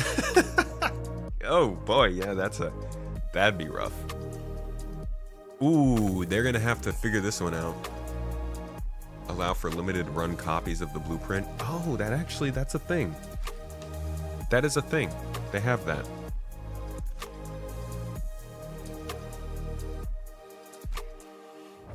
You gotta party sometimes. Don't get me wrong, dude. I love a good party, but a Monday morning. Yeah, we got advertisers to think about. No vodka before 10. Oh, it's 10:27. Look at that. I think the reasonable option is to have org blueprints that are accessible to anyone in the org with the right permissions. Yeah, I also think that's reasonable. But I also thought this was reasonable till I thought about this stuff. So things keep coming up. That's why I guess it's really nice. Like at the end of the day, real talk, as real as it can possibly be. It's not very real. But actually, it's incredibly nice that even though this is taking forever and it's very annoying and we all want to rip our faces off because we just want to play a cool space game, the fact that we do get to play this cool space game while it's being built means that we get to debate about these things and talk about them and give feedback and like experiment with them while it's happening. I keep thinking this was something I put in a video a couple of weeks ago, months ago, some time ago. At the end of the video, I asked the question to people, how do you think things would be going if we got the same amount of exposure to GTA 6 that we get to Star Citizen? What would GTA 6 look like as a game if its community had as much input into the development and the insight into that game as this one? Because it's a lot different, dude. That changes stuff. It really changes things, in my opinion. GTA 6 would have been probably a mess, but I don't know. I bet maybe people would like it more. Not like they needed to. It's a sequel to the most successful game of all time. But still, how would it change? It's like we will have medical ships or fuel ships, having designated crafting ships and zones. We'll add a need for the logistics you just mentioned, more gameplay. It'd be cool. All right, anyways, back to the blueprint talk. Let's listen to a little bit more about the upgrading, because this is also a big part of what will make crafters unique and special. Blueprint, you may need to perform certain actions. In this example, we need to craft 100-volt pistols and have one with a higher fire rate. Other examples would be collect resources, complete missions, or acquire research data from the Science Guild. Research is time-intensive, in addition to the action requirements. It will take time for the research data bank to process your research data and unlock the upgrade. You are also limited in how many research projects you can pursue at once. You guys think that research is going to actually be something big enough where people like do it a lot, specialize in it? I do like the idea of research being things that you have to do that kind of in lore makes sense. So if you craft 100 pistols, you would assume that the person who did that is good enough to now craft a better pistol so they can upgrade one. Or if you go out and you kill a certain amount of people aiming down sights with this gun, technically you've done the research on shooting that gun enough to understand how to add a sight to upgrade it, kind of thing. Y'all think that Do you think, though, that this is going to make enough gameplay for people to really specialize in this, or it's just kind of that extra thing everybody does? No, you don't think so? Wasn't the Endeavor supposed to be the research ship? Well, that's why I'm asking, because research is like a thing they kind of have advertised. Research. You think at the very least, research is something crafters will do for their specific niche. Yeah, that would make sense. Crafters definitely will be big on researching. The old research session. Now that you have your blueprint and you decided what to craft, you also know what resources to look for. So yeah, that's mainly it. That was a little touch on blueprints and sort of how they function, how they act. I think the biggest thing is just that when you find it, you can apply it and you're not going to lose it. And that's what a lot of people are going to have loot anxiety when they play the game. But at least with blueprints, you should be doing okay.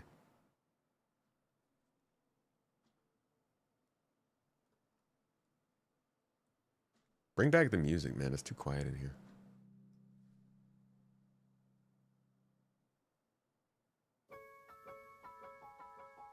You always have specialists in bigger orgs because they'll want to min-max and go to the end game of blueprint crafting. Secondary market of being able to sell the crafting services to other players to fund other portions of the org. Yeah, absolutely. It's definitely part of the idea. Our crafting division within the industrial division, but like, am I gonna have to be paying people out just to transport my crafters from one star system to another because it's cheaper to do that than it is to transport all the stuff they're crafting from one star system to another? I just get like a stubborn scientist who doesn't want to move to Stanton, and it costs me an additional 80 million UEC because I have to move all of his stuff instead.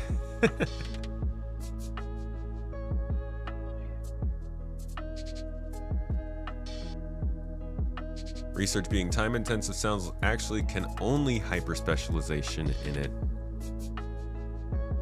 Research being time intensive is, yeah, it's actually, you're not wrong there.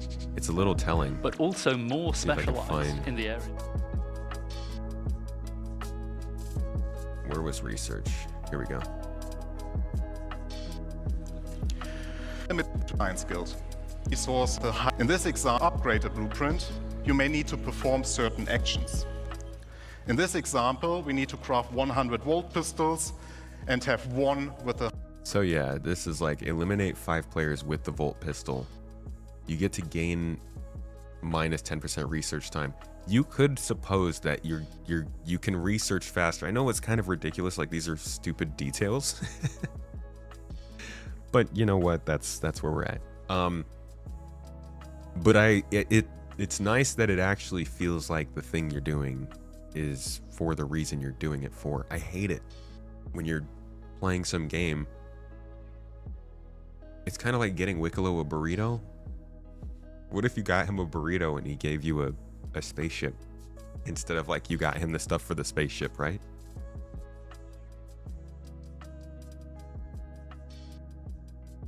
Remember the super collider from the Endeavor? Yes. Supposed to give minor buffs to equipments and components, right? That was the quote-unquote research. Somebody had mentioned that a little earlier. They also don't really talk too much about how refining fits into this. I don't think. Oh! Look at that! Yes, they do. Where is that? Where is that segment? Finding resources. Yes. Okay. Quality refining them. Refining, like crafting, requires blueprints. They did. I'm just dumb. Refining blueprints take primary, secondary, and catalyst materials and produce refined materials. So refining. Wait, okay. Hold on. I'm just now realizing that they're talking about a lot of different types of blueprints. Upgrade blueprints, crafting blueprints, and refining blueprints is a thing? Why did I miss that before? The rule is very simple. The quality of the primary raw material defines the quality of the refined material. The secondary material you put in has an impact on the quantity and the time the refining process will take. An optional catalyst yeah, I remember this part. Never mind. can speed up the process further. Let me give you a simple example. If you want high quality steel, you need to put in the best iron you have in the primary slot. You can put any quality coal in the secondary slot without affecting the quality of the steel. But the quality of the coal will influence how much of it you need to produce steel. As an example, if you put in low quality coal, you might require 4 SCU of coal versus high quality coal that only requires 2 SCU. This is one of the important use cases for low quality materials that Jacob mentioned. You can use refining stations in the world as they will be converted to this new process. You can build your own refineries for yourself, you can get your org to help you out, or you can simply trade for the materials that you need. I wish we knew what refining gameplay was. That's like the biggest thing. There's a talk way back. Not sure if I could find it easily. I think they talk about refining in there. They haven't really described what it's going to be when it comes to what we're doing when we actually refine, like actively refine. But clearly it's going to be pretty important. And it's becoming more and more clear just how important it is to exploration. We keep talking about what exploration is going to be. Finding the best resources seemingly is going to be very important. And finding blueprints. That's huge. Let's see. I guess they didn't talk about refining in this video, really. Iterating, we did the mining UI, we did the refining UI. What refining UI? Get out of here.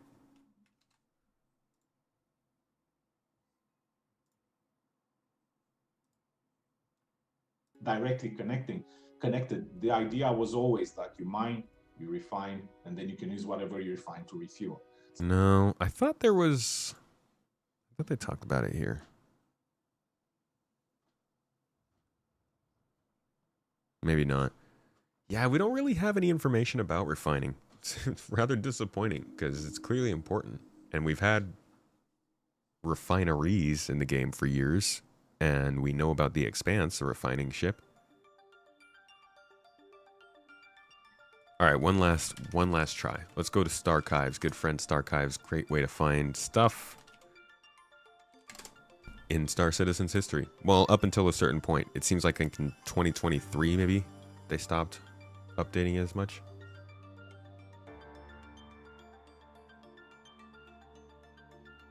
All right, sounds like there might be some discussion here. Let's listen into this one.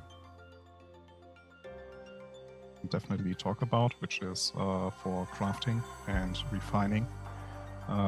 Like this, the distribution of the resources helps us drastically to already plan out all the next steps that will, as Dan so nicely always mentions, it's like we really want to close out the loop, right? So you start at mining, you pick up the resources, may it be mining, may it be salvage, then you bring it to your refinery, you refine it to the processed goods, and once you have it in the processed goods, you bring it to your crafting facility, crafting ship, crafting whatever, and then you create the requested items out of them, and then you can even like circle back to like recycling the goods that you created and bring them back into the loop.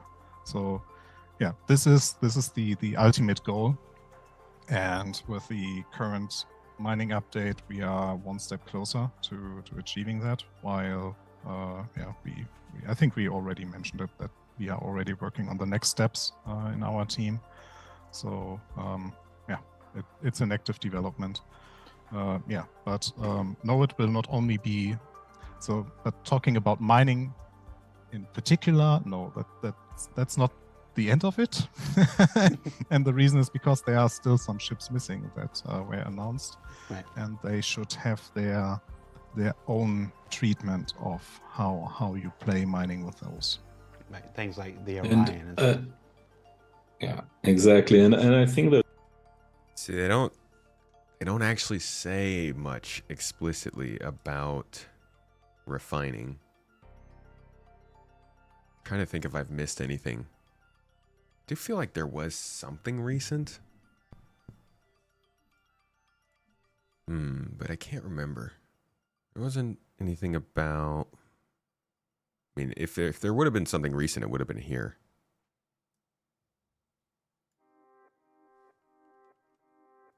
For 4.4, we get fire, engineering, NICS, some physical helms, right? No. Sorry to say. No. The fire and engineering stuff is not coming in 4.4. In 4.4, we are getting... What is a roadmap for 15?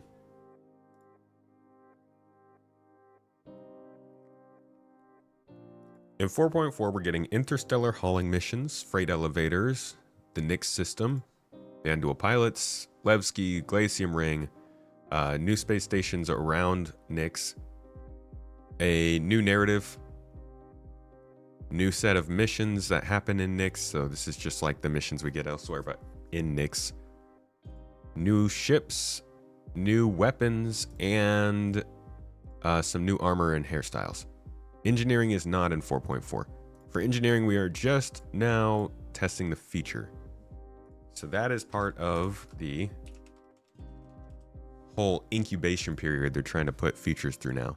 Rather than just launch features straight into the game like they probably would have before, they would have just dropped it into 4.4. It would have broken the game. And their whole focus right now is playability. So what they're doing is they've got it here in the ePTU. We're probably going to go through the 4.4 live patch, and then we will see another Evocati PTU phase for engineering. And if it's good enough, maybe it goes straight into engineering and then PTU, and then it goes live in 4.5. I think it's probably going to be a couple more quarters. So we'll go through this process a few times. But with all of the major feature systems, this is how they're going to launch. They're going to be tested a couple times before they actually get put into the update. Another engineering tech test tomorrow. Well, that's good. Wait. Say what? I gotta get a soundbite of Sergeant Johnson choking on his coffee. That's great news. Where is that? Where is that? Is that this week in Star Citizen? Message of the day? I hate message of the day. I never know where to go to get it.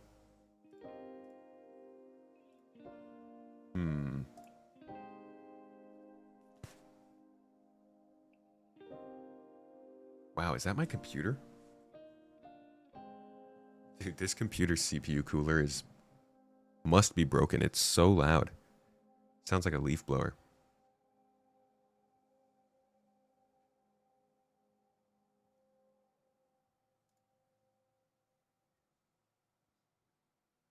All right, so for this, I'm gonna have to go to Spectrum first. Yeah, we don't have links in the chat. Sorry. And then maybe I should do this part off stream.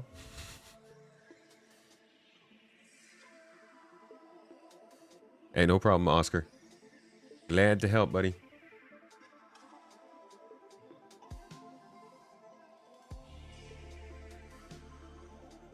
There we go. Let me just open this up. I don't even know if I'm allowed to put this on the page. Can I have the message of the day on the screen? I genuinely don't know if that's considered a leak or something. But yeah, so I did find it on here. It says, we are currently... Hold on a second. We are currently putting together a 4.4 build for Evocati and published later today. We are also testing a new tech preview build for potential... Whoa!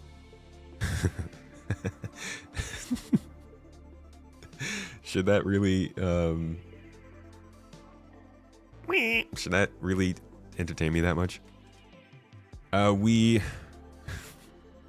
also testing a new tech preview build for a potential Evocati engineering test tomorrow. Cool. So, great. Right in the middle of the conversation we were already having. It looks like we're actually getting... Thank you. Yay! That makes me really happy that we're getting another engineering tech preview test. That means that this is kind of a they're rolling along with this. I think that makes it much more possible we might see this in 4.5. Not guaranteed, but definitely more possible. I wasn't sure if they were going to test this more in the EPTU or if they were just going to drop this and now move on to crafting next month. But if they're continuously doing EPTU tests every year or two, every week or two, then we might actually start seeing some good movement on features. Let's watch this. We'll watch this career closely and with great interest.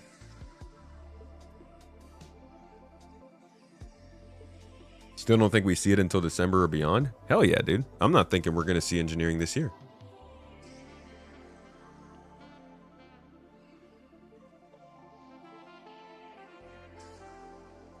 .5 would be a couple months away, so it's possible. Yeah. Yeah, I think a 4.5 maybe in March.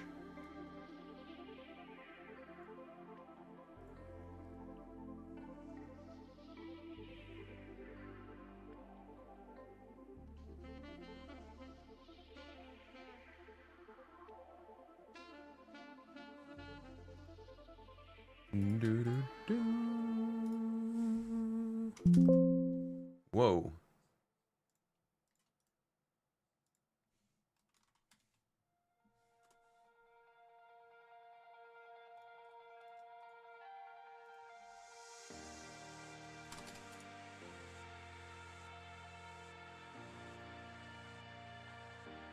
You think we will get it as a second live this December? You think we're going to get one of those, what do they even call it? Preview? They just, the tech preview, right? They just called it that. Engineering can't come in until all ships are ready for it. They stated that, what, 75% are ready for it? Did they say that they can't do it until all of them are ready? They were originally trying to launch like 10 of them. It's weird they're doing both Evo on 4.4 and Tech Preview. It'll split people's attention a lot. They should just move 4.4 to PTU Wave 1. Let me tell ya, it ain't ready for PTU Wave 1. At least it wasn't when I was trying it. Did they even, let's see. Maybe the build today is. So like if today's build lands and it's looking good, maybe they'll push it to PTU by tomorrow or the next day. Because they do need to get a move on. If they want 4.4 to be in the game and stable by IAE, they need to have it in the PTU to like all waves next week.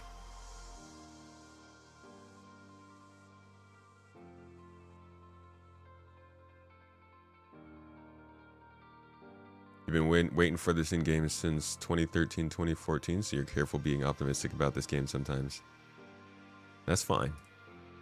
Cautious optimism. Good way to live. What's up, Vader? It was still a tech preview and just ran alongside live. You don't think it'll get pushed to live, but it needs a ton of testing.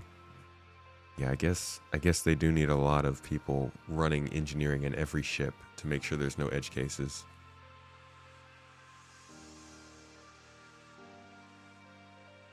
To be quite honest, I think it's best that way. I think they should be running a tech preview channel all the time that have the experimental features in it so they can be getting data.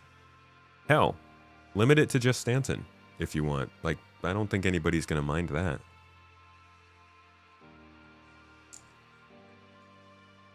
Didn't they say that ships whose components are not accessible can be fixed from the panel?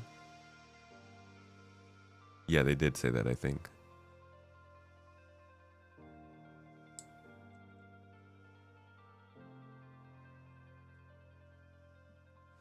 Ooh. In parallel, that would be best. Yeah, like how, I know I say it every time, but like how Satisfactory did it. I loved that. Very nice, very good, super fun. Well done. Oh, that's good tea.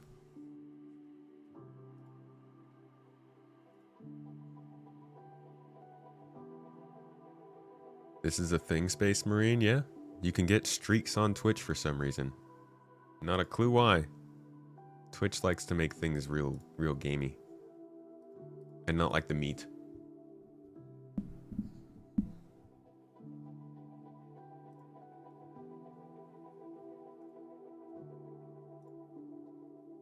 Any other news today, though? We haven't gotten a this week yet, right? Not like it really matters. This week in Star Citizen's so boring now. This week in Star Citizen, we're updating the comlink. Although this week we are getting a monthly report. This is one of those few weeks where we get a lot of interesting stuff. Actually, Roadmap Roundup last one was 12 days ago, so we're about to get a monthly report and a Roadmap Roundup this week. It is going to be an interesting week. We also get a ePTU patch. 4.4 is an Evocati, so it might go to PTU this week, which means a lot of fresh things to look out. This actually could be a very interesting week for Star Citizen. I'll give it that.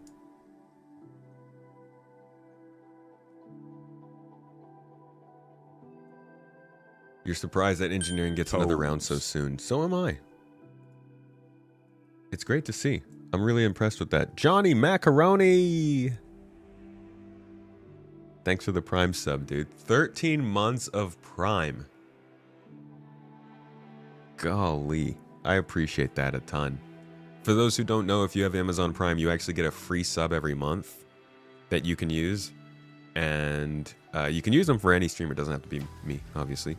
Whoever your favorite person is, make sure to use that and support them because it's free. But Johnny's been throwing his this way for 13 months. Toes. Reminds you of 3 weeks ago when This Week in Star Citizen was that Monday had This Week in Star Citizen. Just self-reporting at that point. Oh, hey guys.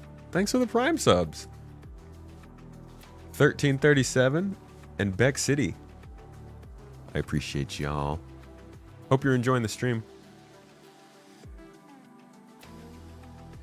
The game is in a kind of purgatory. Few news, improved gameplay, but still some way off for a super invested gameplay experience.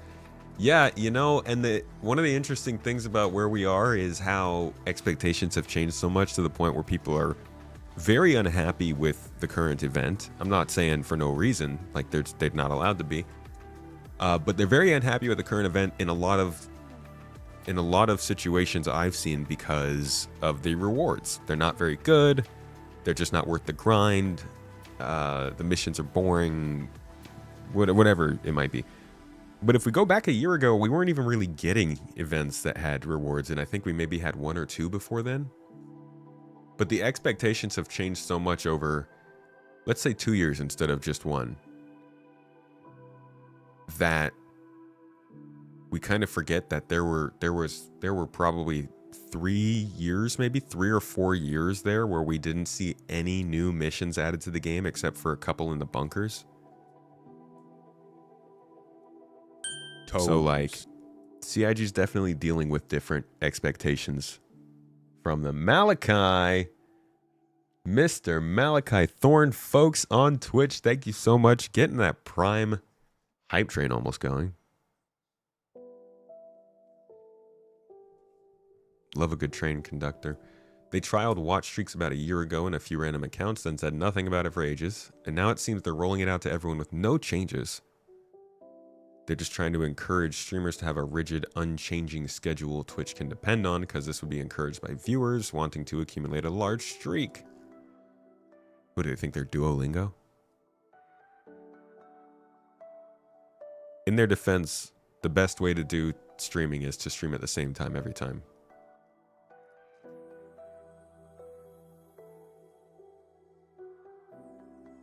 The grindy and repetitive form of the missions is what makes it hard to stay motivated. I get that. Totally understand that. With the current event, your Idris got despawned in the signature cloud. Signature cloud.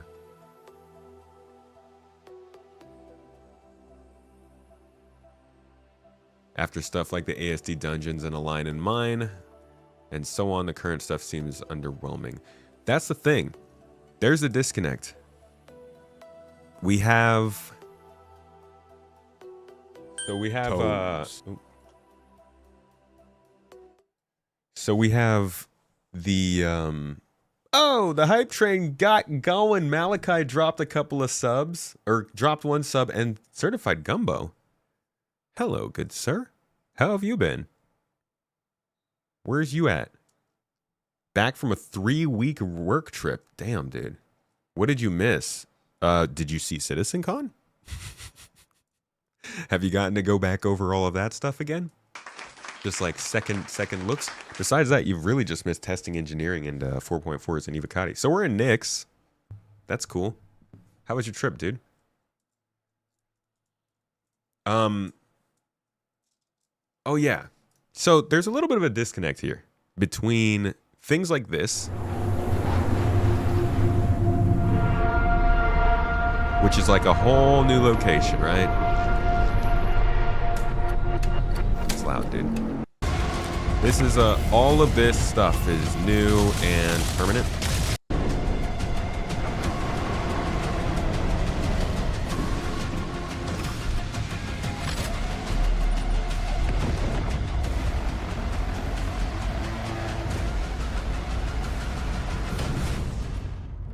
Still loud? Okay. So there's that, right? Permanent location just got added. And then there's something like this. Mighty, supreme, Hurston Dynamics. Submit yourself. This is for the resource rush, right? This is nothing that they're showing here is actually changing the game. This is all just fluff. Mining. There's research going on. There's ships flying. Yeah, okay, cool, sure. But it's an ad, yeah? I mean, this is also an ad, but when you go into this trailer, you immediately get underground facility, new locations, new floors, new caves, new storylines, all this stuff. And they've got this disconnect where they're not equal. That stuff's just not the same. They're clearly putting a lot more effort into these sandbox activities than they are these events.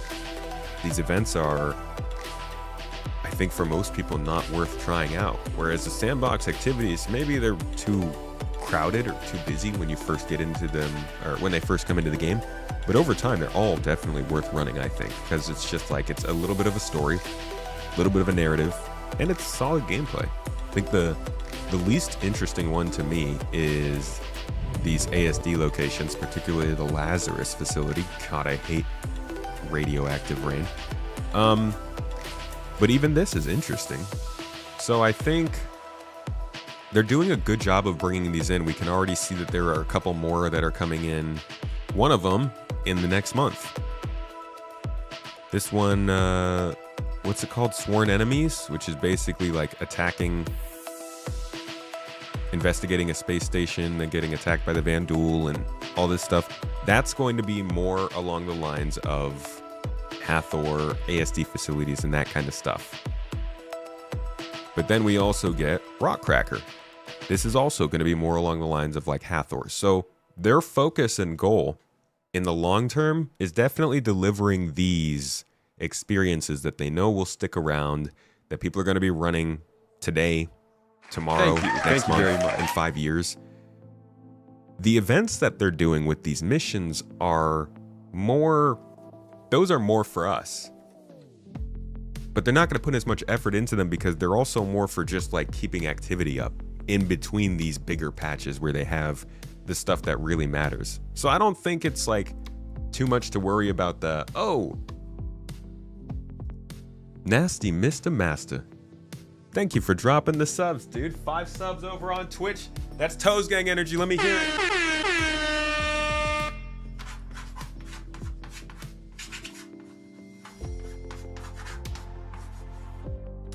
Much love, my dude. Thanks for keeping the stream up and going. So I don't think it's worth looking at these events as worth it of taking part in. I'm not saying don't do them. Obviously, it helps CIG when they have people doing the events, and like you can get some fun from them, you can get some rewards. But this is treading water. It's still, even though we're doing patches almost every month, it's still about these big updates. Rockcracker updates, Hathor updates, ASD facility updates. These other ones are just like the middle ground. And I know people want the rewards, but I genuinely don't think that you should ruin the feeling of the game just to complete them. This is the best time to play Star Citizen. If you do it in moderation, it's a genuinely good time. Jump in for maybe like 3 to 4 weeks a quarter, maybe a little longer, a couple months a quarter. I don't know. It depends on how much you like to do with the other stuff. But for all the narrative stuff and the new ships and things that they're adding, it feels like you get a really good month of gameplay out of it. And then if you're feeling like the other stuff that they're throwing in is just not enough, I'd take a break on it. The missions that they use for these things aren't going anywhere, so you still get to do the missions. It's just like the grind, and doing it month after month can definitely burn you out. But yeah, just like, keep in mind, the main stuff that's coming in is permanent. Those are locations, those are storylines, those are narratives. The stuff that comes in on these point patches, like the resource rush or this whole Amelia Boyd thing, those are events. Those are treading water. That's just more stuff to do.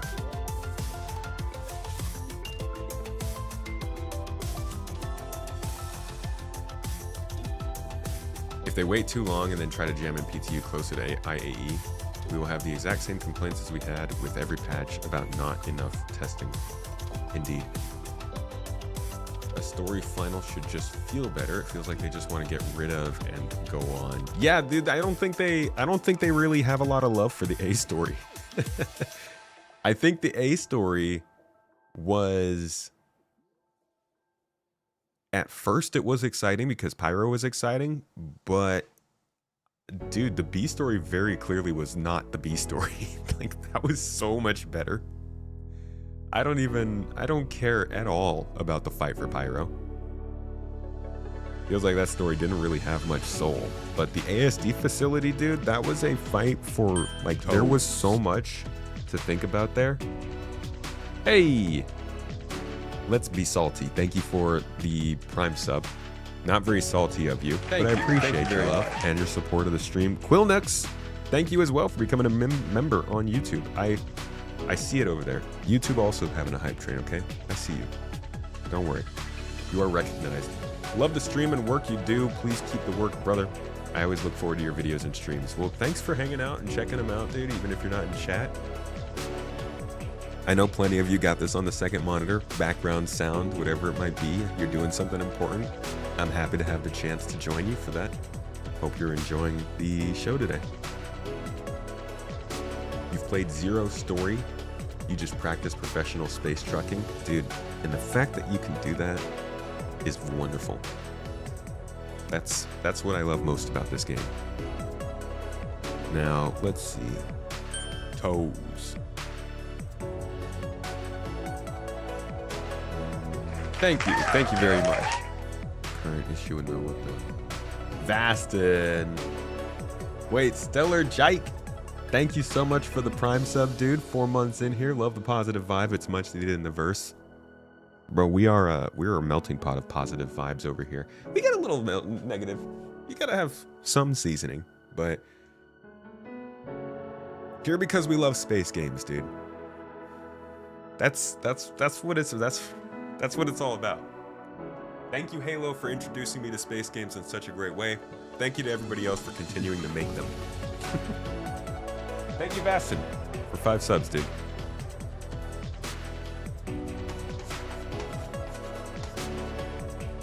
I feel like a freaking professor just... I hated chalk as a kid. I'm actually kind of into this.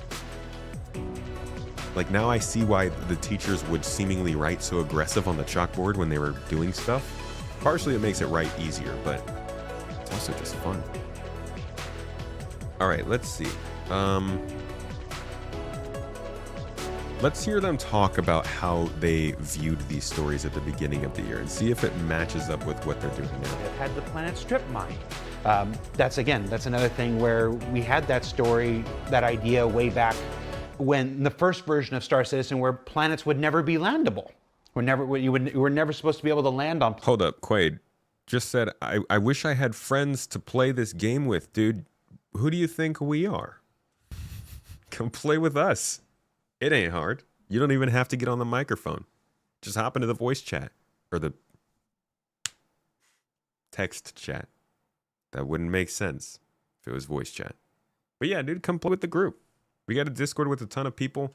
Plenty of voice channels if you want to. We do all kinds of stuff. No expectations, man. You can come in as a complete green newcomer. We'll just walk you through the walk and get you some money and equipment. It's good fun, man. Planets. You would just kind of go to a unique landing zone and stuff, and now we What's have the these flavor of the fully chalk? It's realized cookie, dude. 360-degree Obviously, planets it's and cookie stuff. flavor. So with that, paired with where Planet Tech is at any given time. We're still on Planet Tech V4. We're developing Planet Tech V5 right now. Means that these planets have to be realized in the tech that we have at the moment and stuff like that. So narrative. Should we go? Yeah. I'm doing the ones. I don't want you to. I'm setting a sound. I don't want you to have to tell people. Okay. I don't want you to have Texas to tell for people some barbecue. why. I do love some good brisket, man. Can't happen right now. Okay. That's my job. That's and then just things like that. So basically, a lot of the questions that are why don't you do this now, or seem like some really obvious choices, like wouldn't it be so much better if you did this instead of this? The answer is almost always yes. And we agreed, and we wanted to too, but the priorities of game development mean that you just say other things Tutu? take priority, and other things have to come first and stuff like this. So Grogu on his desk? No, there's a gremlin. Miss Gremlin on really his loud desk. there for some reason. I'm sorry. I haven't done one of these in a while. So with that, we're going to jump into actual questions that can be affected by narrative and stuff like that. So there's a number of things going on. I'm going to start with probably our most recent one, just for recency bias. The regen crisis was introduced in 4.1. Why don't you tell us what the regen crisis is? So high level, was it 3 years ago? We had introduced this concept of regen. So it was a fictional way to justify why players are respawning. Came up with this lore behind it of the Abraham spheres and imprinting and stuff like that, and actually did it sort of in the timeline of the fictional universe. So it happened while players were playing. We introduced the tech. We kind of showed how the Imperator and the other people were kind of reacting to this type of thing. But now, basically, for whatever reason, the efficiency of the technology has been failing. So. Spoiler, it's not affecting the players, but for the majority of the NPC population, the efficacy of the regen tech has been dropping significantly. So basically, death is now becoming a thing again. They thought they'd kind of conquered it, and now it turns out that they're not. So currently, the UEE and the Imperator are basically trying to scramble to figure out a solution to kind of research and science their way out of this predicament to hopefully try to restore the tech to its former glory. And I'm anything you want to add to that one? No, like during the run up to it, the tests and stuff, like as much as they tested the technology before it came out, once you increase the sample size to several billion, it started really quickly, like kind of showing the cracks, and all of a sudden, all these people who thought they had their imprint safely stored away in a hospital because everyone went out and got their imprints to protect them. It wasn't until they put it to the test months later that they realized that the imprints had gone bad. And so it's kind of like, these small incidences of like, oh, this whole shipload of people got into a wreck and none of them came back, and like, that's weird. And then it started piling up to the realization of, oh, this technology is not as dependable as we first thought. And you kind of ran into the thing too, where people were starting to, effectively get kind of cocky of like, oh, it doesn't matter, I can go and I can fly my ship into a wall and bounce back and everything will be okay. So, okay, yeah, dude. Well, when you're putting up trailers like the NERSA, what was it that he said? I gotten so used to dying or some stupid like that. What? Take me back. The most annoying commercial they've ever. There are some amazing ship commercials in Star Citizen's history, but man, this one really rubs me the wrong way. I can't get over this one. You're probably thinking I'm a goner. And you know, I could really see Paul Rudd delivering this whole monologue. I love Paul Rudd. I do. But I could totally see him playing this character. But the thing is, I've died 1,000 times. I've died 1,000 times. Yeah, dude. Well, that's why we've got a regen crisis, buddy. He did it. It's not a coincidence that this trailer came out just 11 months before we started to have a regen crisis, when you got people like this going out, abusing it, dying constantly, like some kind of COD, WoW, Fortnite, ruining my space sim. Get out of here turning everything into FPS gameplay. I'm done with... Sorry, that's like average comment about gameplay in the last year. But also this trailer was dumb. It was a very, I think it was a poor decision to make a trailer like that about a game like this. But you know what? Nursa.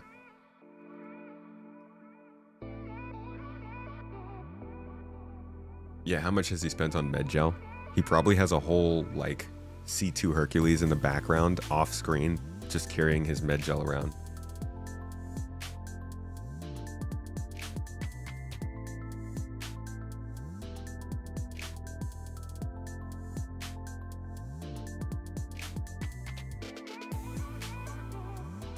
Works on small scale, breaks at scale.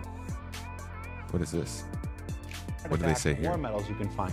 For the ship rewards, you should have to turn in an in-game purchased one or an exact hangar ship. Basically, this person's got a lot of ideas. But basically, the question is why is Wicklow after these things that he is, and not collectible items to add to his menagerie? Because he's also a fabricator. He's not just a collector. He's also, you know, producing his own items, and these rare resources are something that he desired, or maybe someone else wanted to trade with him. There's kind of several excuses.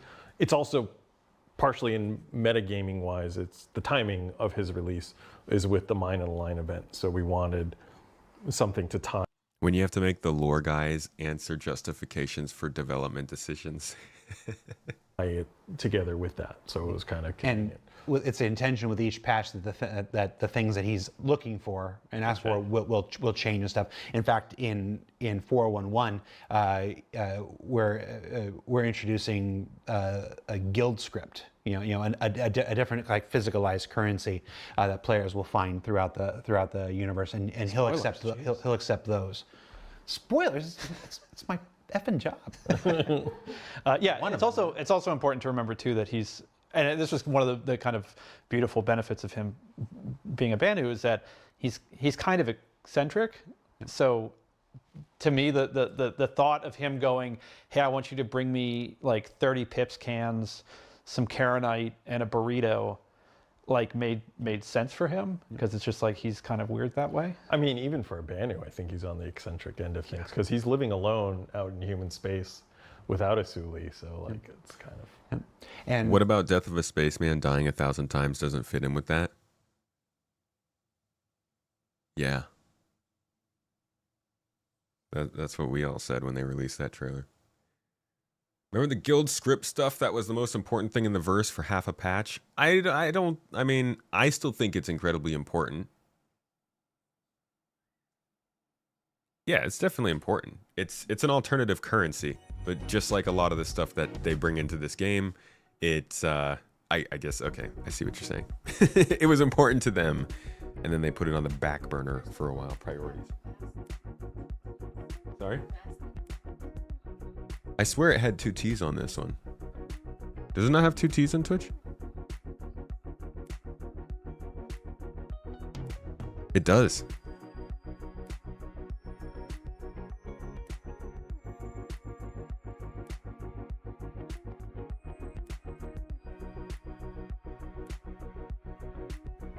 Have you seen 10 Pound's most recent video about the flight model? Apparently Yogi has come out and said they've not even started making new QT multiplayer compatible.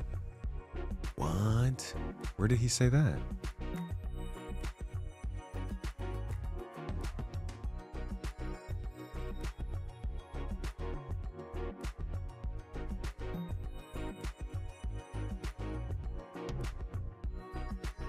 Here's Ulf.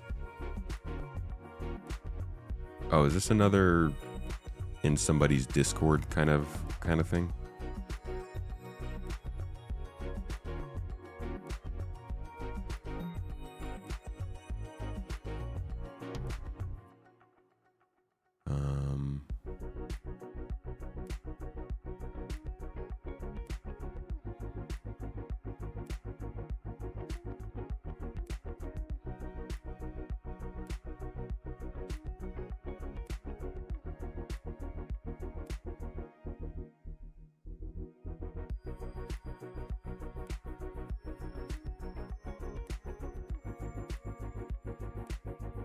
This information is somewhere on the internet. If you want to have it, you need to be on the right Reddit thread and in the right Discord.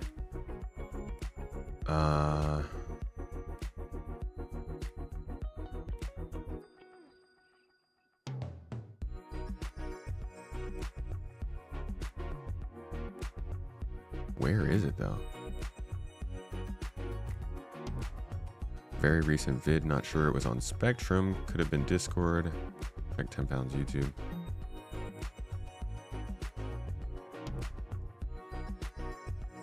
He has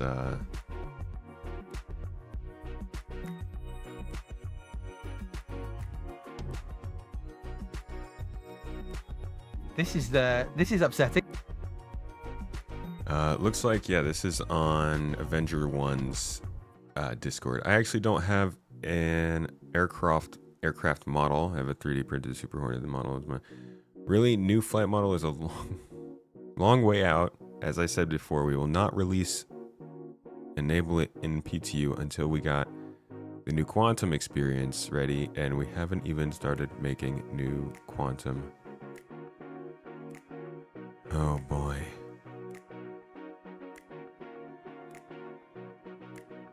Oh boy.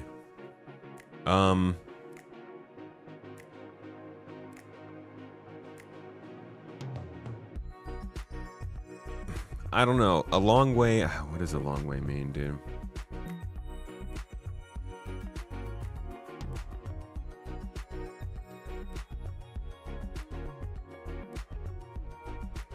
New Quantum experience not being ready is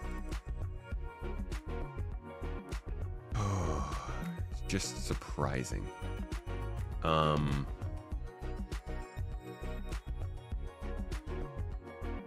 Let's go back to that real quick.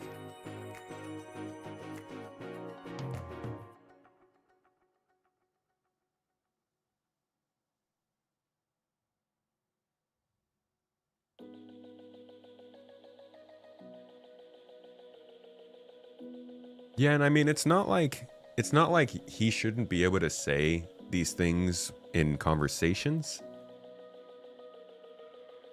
Cause it's not an official message from CIG or anything. It's just somebody talking and just being open about what they're saying. But and they can't, like, CIG can't force all of that to all happen in the same place. It's not really cool to tell your employees they can't talk to people in other places. But it would be great if there was a better way for these kinds of things to be collected and distributed. I mean, depending on people who are like streaming or making YouTube videos and stuff to do it is... that's how you get problems with like people not understanding what the heck engineering is supposed to do.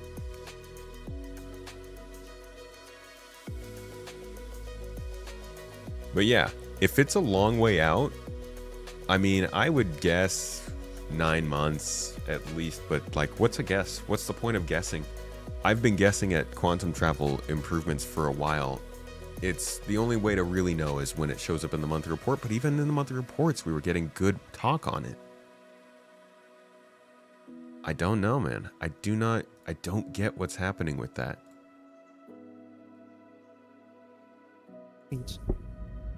The ship will experience forces, and you as a player, you're responsible to counter these forces. I mean, he is a representative of CIG, but that's like telling somebody who is a representative of the government that they can't say things about their work anywhere but within the official context of their work. And that's not, you can't have communication and not have communication at the same time. Even if he's a representative, he should still be able to talk about what he's doing.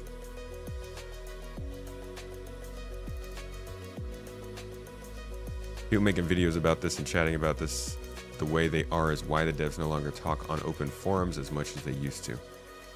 But it is nice to be able to talk about it.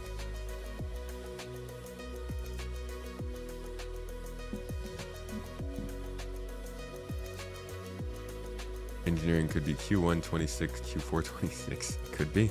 It could be this is why they don't have a roadmap anymore. This is it. You're seeing it.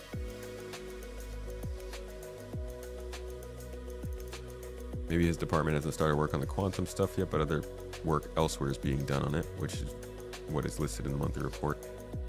Yeah, but it seems like, I mean, we don't know whose work needs to be done or what.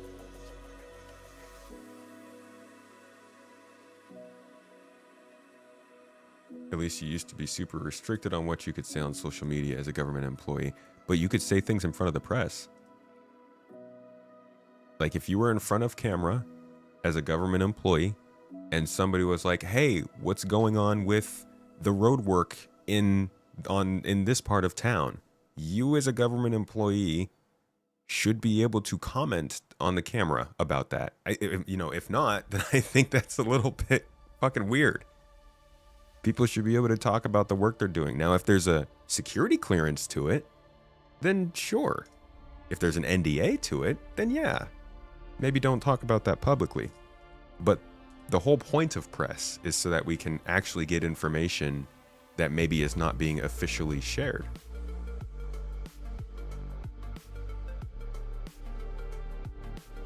It's just that, the press in this situation is like a chat board.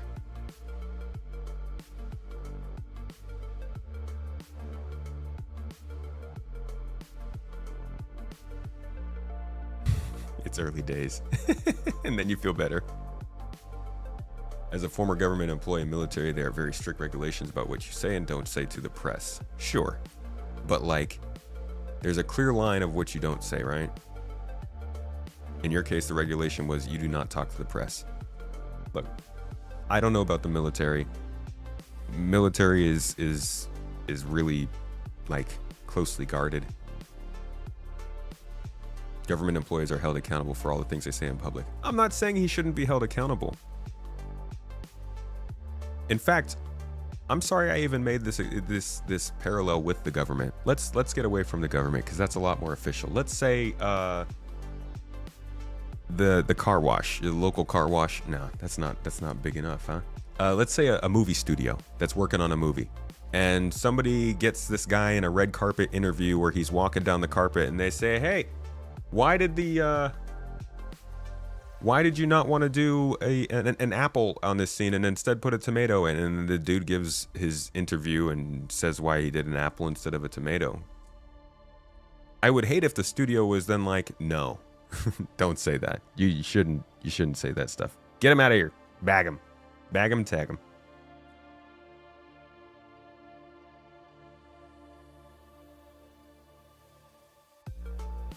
As someone who works a federal job, a state job, in the reserve, we can say whatever we want on any topic as long as there is no classification. In the military, you're required to answer questions from the press, even if the answer is I cannot answer that question. It's a pretty easy one, huh? Yeah, I don't know. I just think I don't think CIG should be in the business of telling their employees where they can and cannot talk about things that are not classified.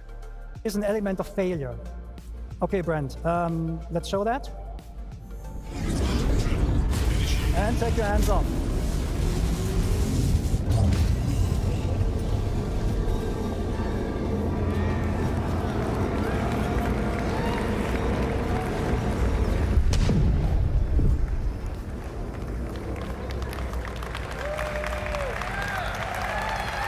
So that's it.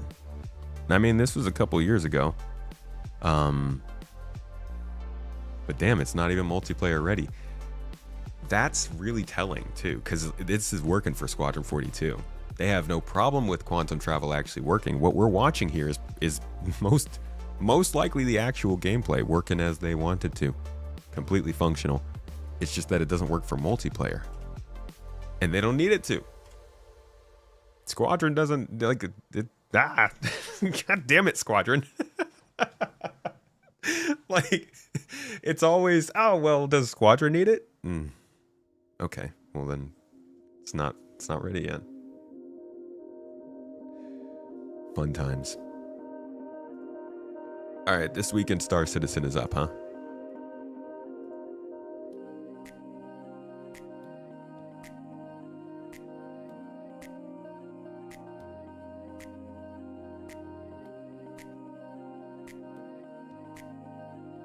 How about testers? Avocados. The line is drawn pretty clearly, and whatever you are not allowed, you don't talk about or don't show. Well, for starters, okay, don't talk about avocados. They're delicious, and I love guacamole. So keep my avocados name out your mouth. Sorry. But yeah, like, avocados should probably follow the NDA.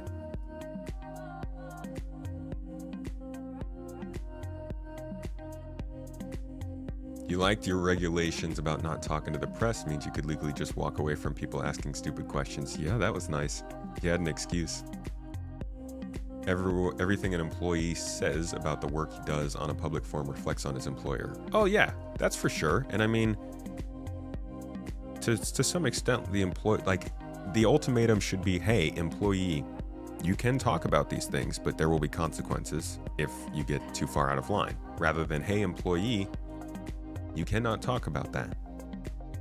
And again, I think there are definitely some things that should be like, you cannot talk about that. That makes a lot of sense. But if it's something that the company's okay with, I think it should be allowed to be said wherever it is it's being said. Is, I guess, my point. They shouldn't regulate it to a certain platform. As much as I would like them to, because I do like having an official record of all of these things, that would be a bit much. Who's talking about avocados? Nobody. We all love avocados here. We love them. They're yummy. Okay, so what's going on this week? What is going on? Tuesday, they're publishing the Publisher Monthly newsletter and the subscriber comlink. On Wednesday, the roadmap update will be a light follow-up to the recent update from October 22nd, so they're probably not going to add anything. I'm betting this is just some graphics being updated. And I don't know, maybe some progress tracker stuff. They don't seem to update the progress tracker too much anymore. On Thursday, get ready for Phase 3 of Frontier Fighters. Okay, cool, I missed this. I was about to rage so fucking hard, guys. On Wednesday, look forward to the October monthly report for Star Citizen for behind-the-scenes look at what the dev teams have been working on across the persistent universe. I thought we were not going to get a monthly report. I was going to throw a huge fit. You best believe I was going to throw my peas at the wall, and I was going to stomp all over my carrots into the floor. What was the last monthly report? It's not true. I don't usually do that. I just break the TV. There's a reason you always see the same devs talk about stuff in a closed environment. Yeah, a lot of devs do just stick to Spectrum, which is a good idea. I appreciate that, honestly, CIG even gives the devs the ability to choose where it is they want to talk and hang out.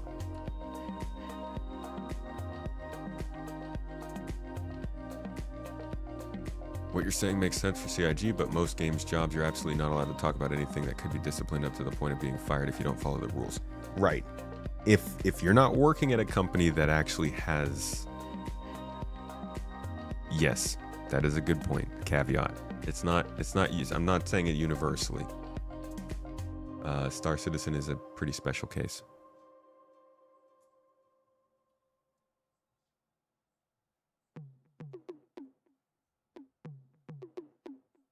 Timeline question should go on the no-go list.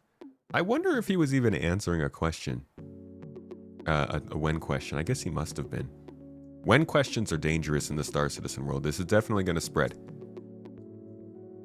This is definitely going to be a lot of people covering the fact that the flight model is nowhere near coming in, and quantum travel, dude, I mean, they were talking pretty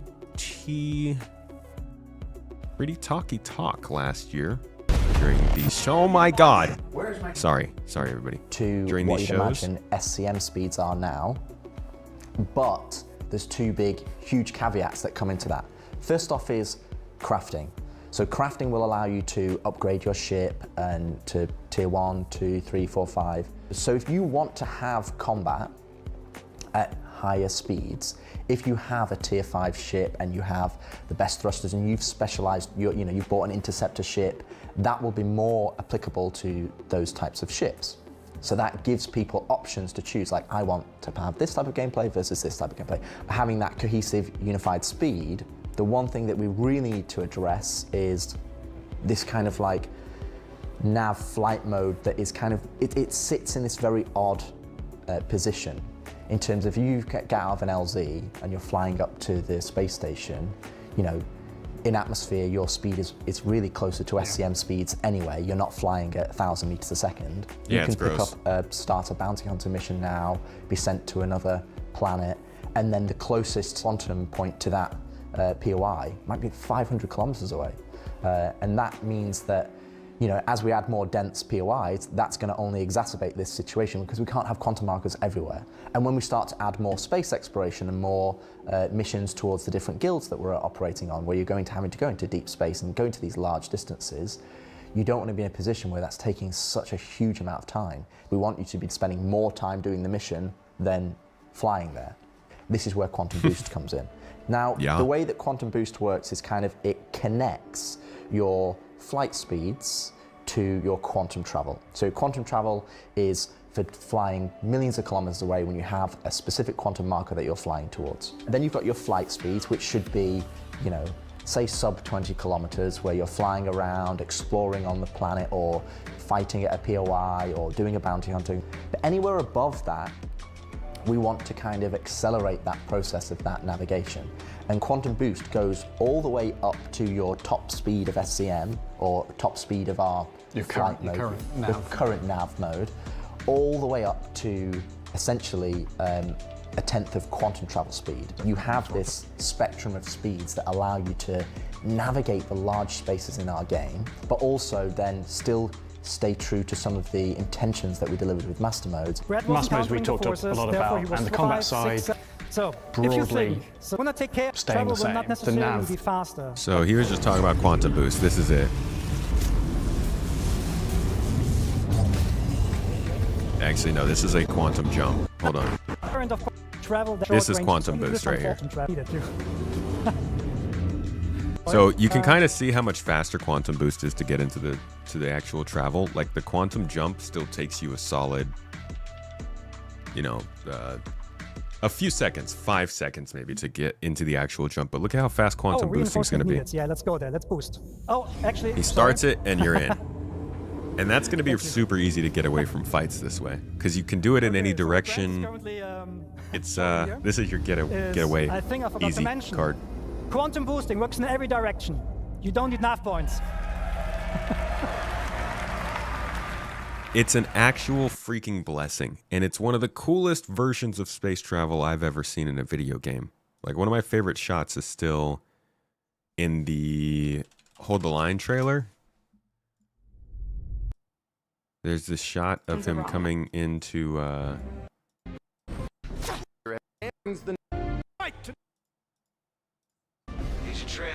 here we go. This is the final This phase shot. of gameplay iteration. God, this before we looks so fully cool to me. transition into optimization and stability on the road to release. I want it.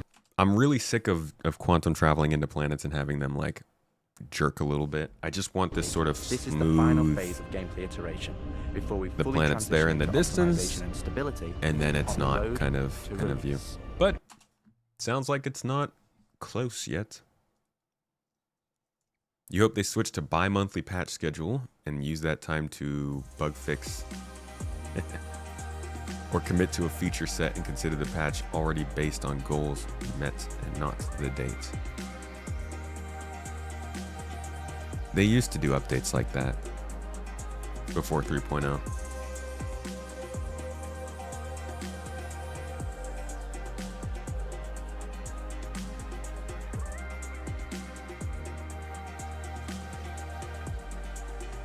Yeah, that little bit of loading still kind of ruins it.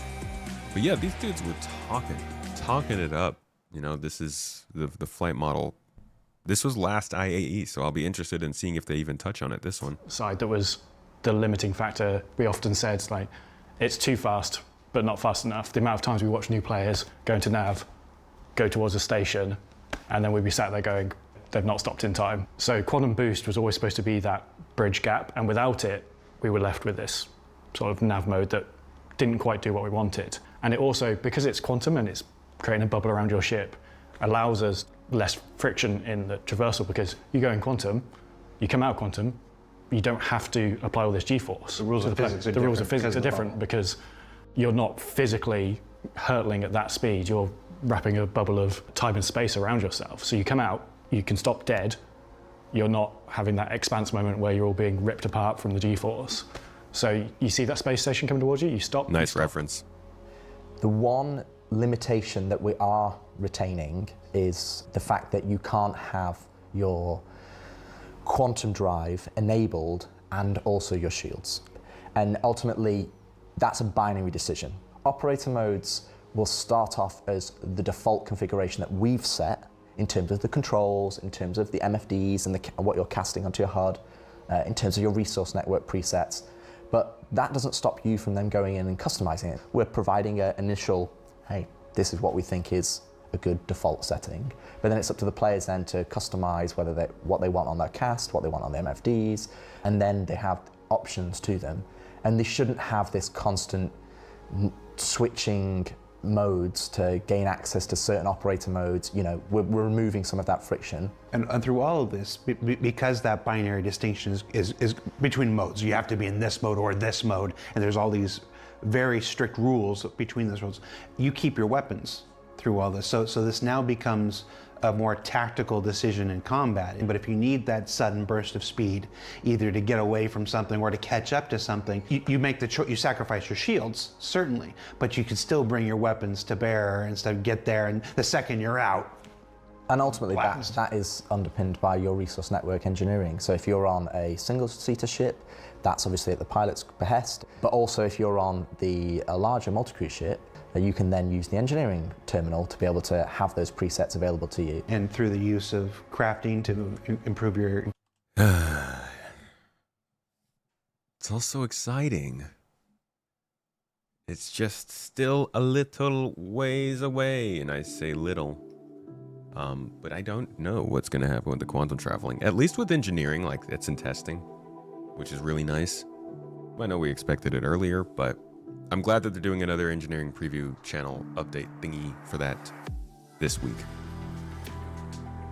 As for monthly reports, what should we be looking at this week in the core gameplay section? This is the most important part of any monthly report. At me. Fight me about it. It is. They're talking about medical gameplay, engineering gameplay, vehicle command module, flight gameplay. That's rich. AI can now correctly utilize control surfaces in atmosphere and adhere to the velocity goals. Yeah, I'd be interested in seeing if there's any flight gameplay updates. Inventory work, they keep talking about the new inventory, which I think a lot of people are really looking forward to. But the previous monthly report had a lot of stuff in it that we could follow up on this month. So here's the inventory that they're working on. We've already seen an in-game version of it. Radar and scanning would be nice to hear about. That was supposed to go on the engineering preview after engineering. The tech preview, sorry, after engineering. But it looks like that's going to be crafting instead. Regardless, radar and scanning would be nice to see something about. Inventory 2 for quantum travel. They did. See, I'm over here telling you guys various bug fix and polish tasks.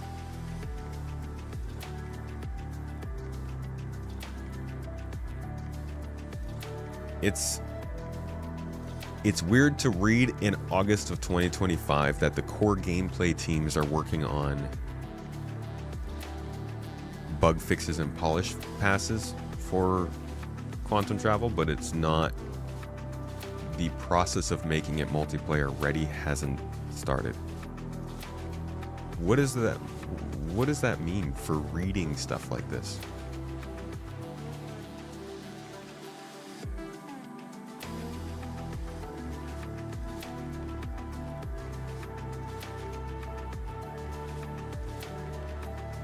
we gotta be careful with these kinds of statements, because even if the core gameplay team is working on polish and bug fixing, I guess the flight team could still be not, well, not.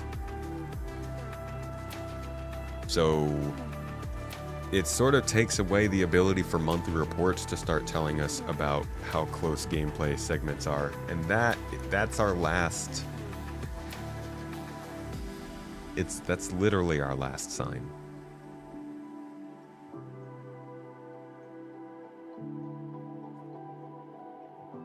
So I don't know. I need to think about that. Somebody talk me back from the ledge here. Item recovery would be good to hear about, of course.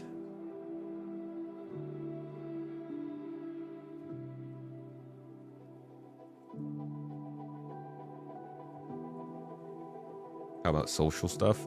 Social stuff would be cool to hear about, but we haven't heard anything.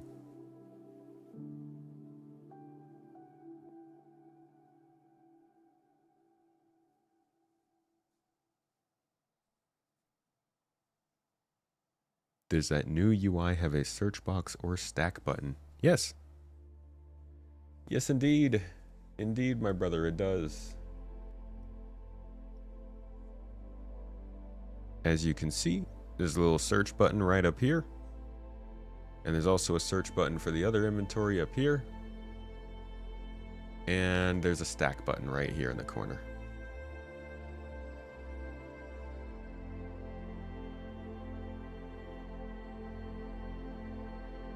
Maybe the MTCs can't use Quantum and are currently just spawning in instead of being somewhere and then jumping in. And now they want NPCs to actually jump in instead of spawning on site. I do think that's what they're saying. But that's only one example of the polish and bug fixing they're doing. It's not everything.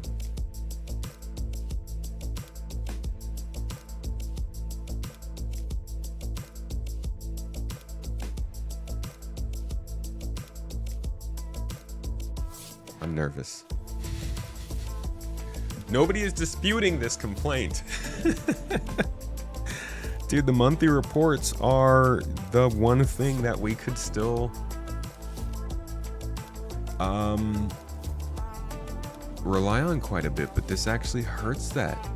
And I'm struggling to figure out if, like, to say that it doesn't. Music's a bit high. How's that for you?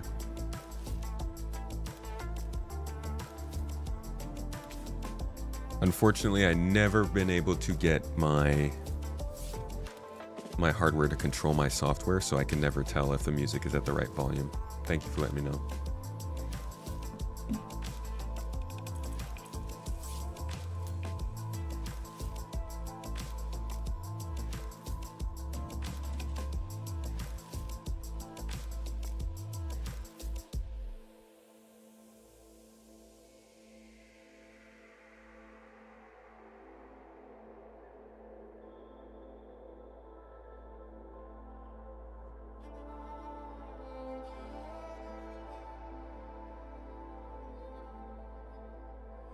You know, people are excited for Nyx, but it's a single landing zone and a few missions, not exactly game-changing.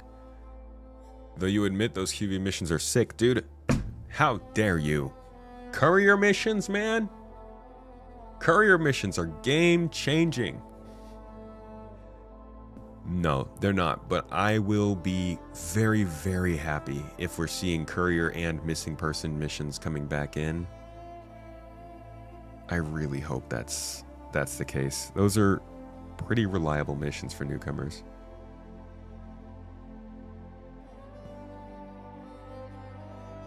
The solution to all of this is simple. We need a dev on our Discord at all times. I mean, Yogi's on our Discord, but he only posts the message into one. Monthly reports never told if a feature maybe needed assistance from other teams or features. Right, but when they split it out to the point where, like, core gameplay was all one segment, you would think that a gameplay segment, most of its work, if not all, would be handled within the core gameplay team. Not like the ship art team is working on it. Although maybe there's like some of the other teams like online technology and stuff. But usually these things all just stay here the whole time.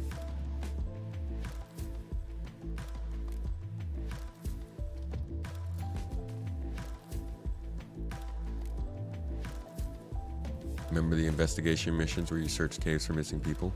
Yeah. No, monthly report's not going away, Diz. Don't worry about that.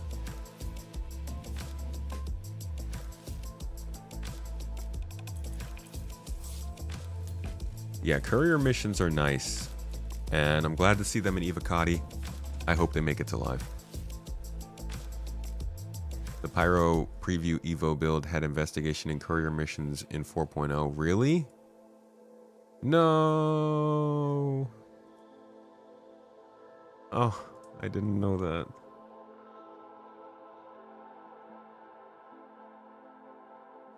I hope they make them in. God damn it.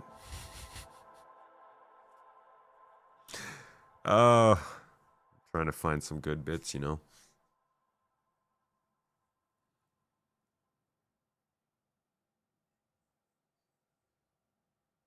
I think a lot of people are excited about Nyx because a significant part of the community has never seen Levski before. Nyx is also the first star system that feels like a normal star system in Star Citizen.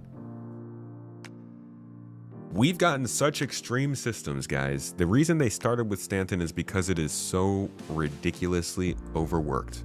4 massive corporations, 4 super Earths, no, 3 super Earths, 1 gas giant, a whole bunch of moons, huge trade lanes. It's like literally the commercial center of humanity. Pyro is the exact opposite. It is a wasteland, so the infrastructure just doesn't have the chance to form, and the factions and the people there are kind of weird. Nyx is the first star system where it's just like a couple planets and some space locations and people living in space. And I think that's also quite interesting. I don't think that necessarily means the Nyx system's going to feel all that different right now, but it's at least like within the bell curve,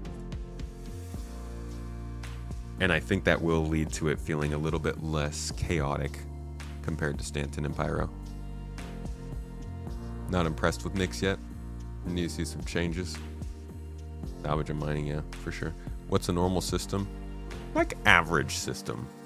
Essentially, it's just an average population, a normal amount of money being traded, a normal amount of things being produced and shipped throughout it. It's not like a center or a complete outside system.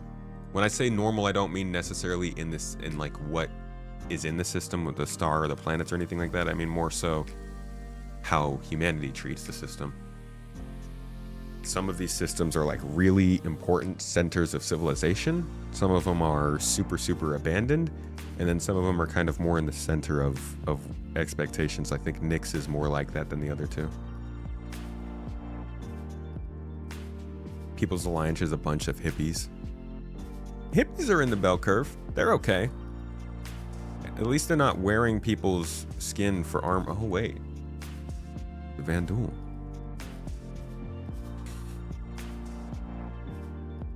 You hope Castor can release next year.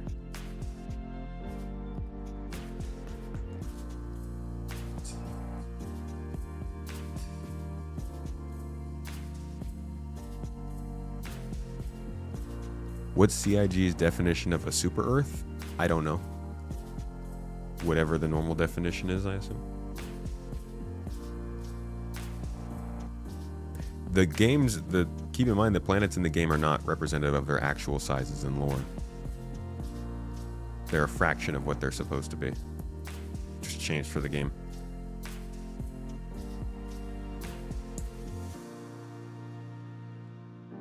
Every planet was supposed to be hostile or mined out in Nyx? I don't think that's the case.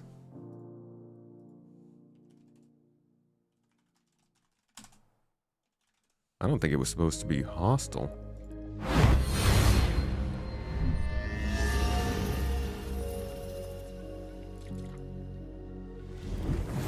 Pyro barely added anything. Yeah, dude.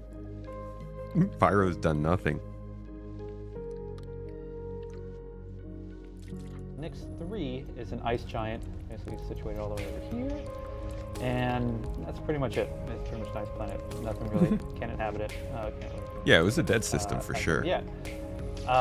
So the other, and probably the most important aspect of this system are these asteroid belts. You have two. There's this one between Nix 2 and Nix 3 called the Glacium Ring. And then you have the Keeger Belt, which is way sort of like the border, kind of encircles the entire thing.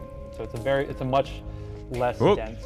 Sorry, didn't know the music was still on. The Glacium Ring is the one we want to kind of focus on, because this is much more dense and kind of is where our main point of interest is in this system. So Stanton is medium security, but it's a really, really high population system. Again, 4 large planets to live on, plus the space stations involved. Most systems in the human empire are not like Stanton. Again, obviously, asteroid mining is a very, very big thing of what we're trying to do. So the idea was that there was basically this company called QV Planet Services that discovered a planetoid-sized asteroid located in here and decided, hey, you know, we're going to roll the dice. And apparently, it was very, you know, the idea was that it was very difficult to get, because it was so dense, very difficult to get large ships in here. So it was a tricky thing, but they were undeterred and decided that they were going to try and do it anyway and set up this massive facility on a planetoid. And basically were in operation for a handful of years, but ultimately decided that it wasn't worth the cost to try and get stuff in and out of there and ships and stuff like that. So they basically abandoned it. So after that, that's always nice. The system was pretty much just flee. Useless. Like there was nothing really, nothing going on here. So flash forward to much later, and we have basically a group of refugees who want to get out of the UEE. So the Messers have gone.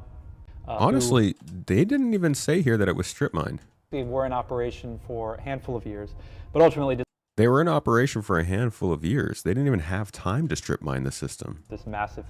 Where does that idea come from?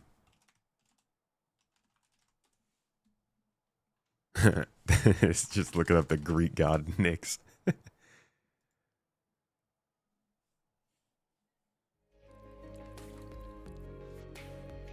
Directly on the border. Deemed way too dangerous. History. System was first charted through the jump point. Writing, yada, yada, yada. As per normal policy, UE government never recognized the names.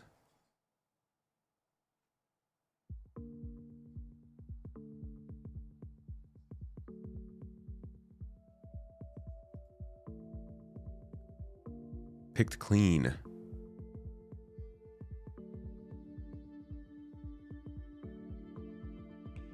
But where does that come from? I don't understand. Where does this information come from? Ah, okay. Here we go.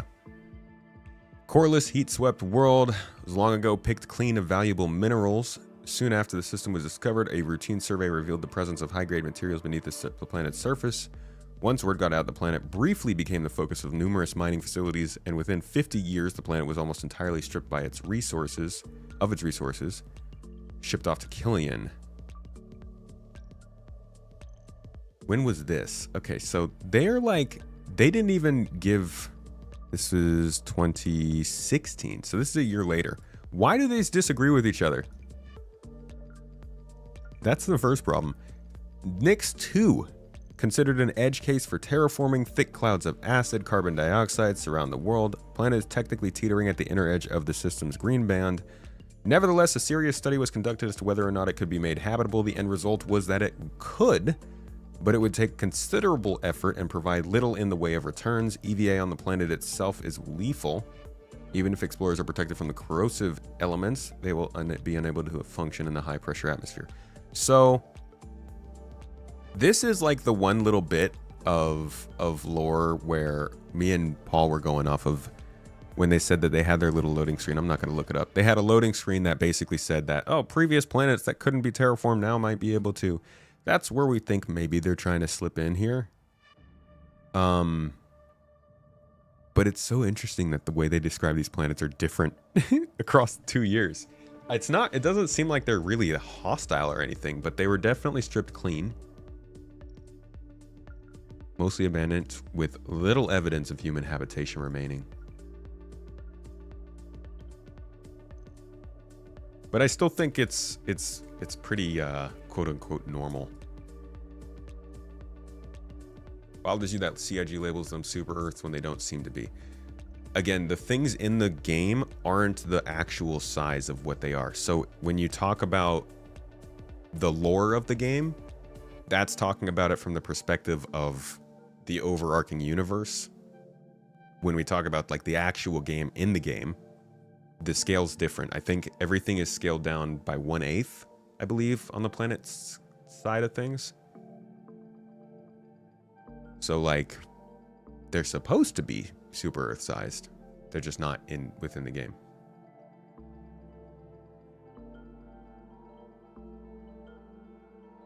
The map lore says over decades. The wiki says it's over centuries. He's telling us it's over a handful of years.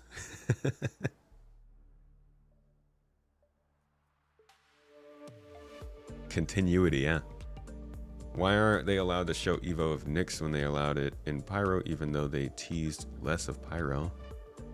Because they needed a hype for Pyro. They don't need that injection right now.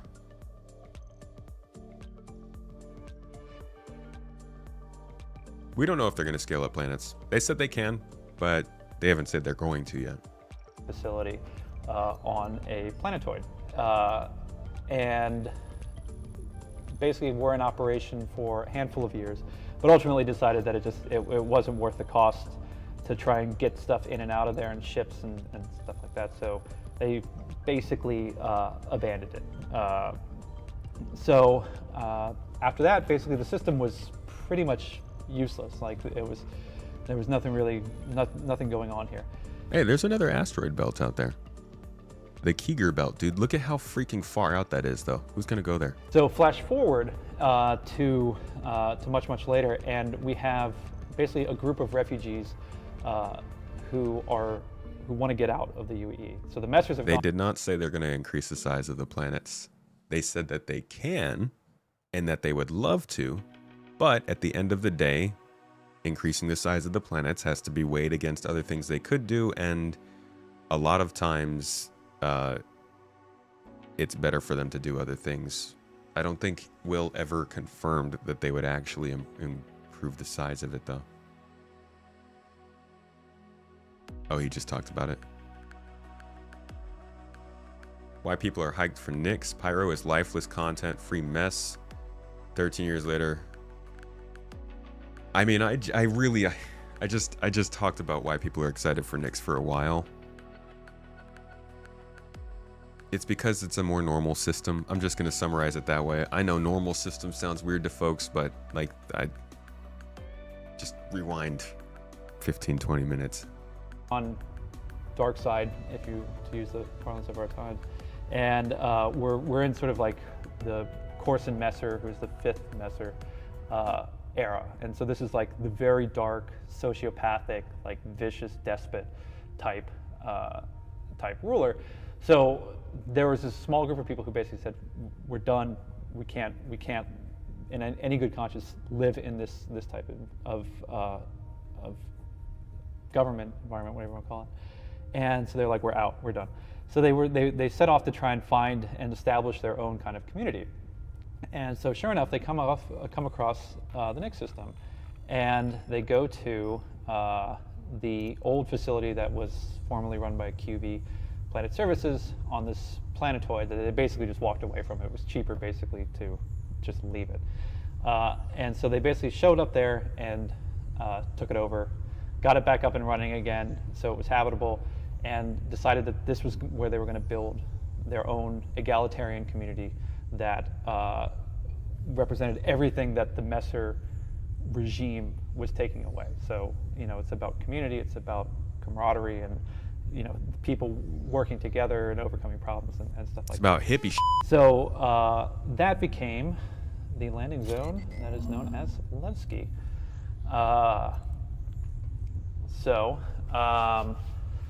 So yeah, so basically, you have an independent government that is trying to be a truly egalitarian community, and that's what they've been doing. So they basically started collecting people, accepting refugees from coming in from the UAE who are also kind of sick and tired of living under the Mesher regime, and we're really trying to make a go of being a self-sustaining, independent government.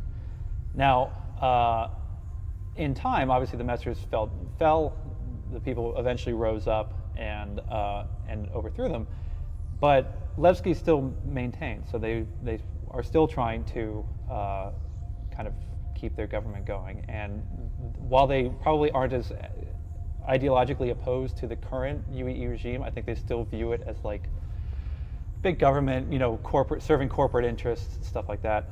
So they're still doing what they can to try and maintain this ideal that they've been pursuing. And but there's sort of a trick to it. So the catch with Levski, and we'll kind of jump behind the scenes for a second. I mean, one of the things, as we were saying earlier, like this was meant to be an unclaimed system. And originally in internal discussions within the company, there was these sort of, there was UAE systems, and then they were called pirate systems or outlaw systems and stuff like that. And so it felt like there was only just to give flavor within the outlaw systems. The idea was that basically we wanted to switch it up a little bit. So not every outlaw system should be a hive of scum and villainy type thing. So so Levski sort of, that's how Levski kind of came about as an original concept, was how can we do something that's not a UEE thing, that's a outlaw organization that's not necessarily criminal. So hence the idea of this sort of independent government came about. So, but the fun thing was, because it was still an unclaimed system, it still had to have serve that sort of criminal element thing. If you can come here and stuff like that. So how do we strike that balance? So the idea was basically, because they had this sort of open arms policy of, you know, we'll take anybody, you know, everyone is worthwhile and deserves to have a chance at peace and happiness and stuff like that. It's a really great idea and a really beautiful thing to pursue, but at the same time, there were people in the more nefarious people in the universe who viewed that as basically as a vulnerability, as a weakness.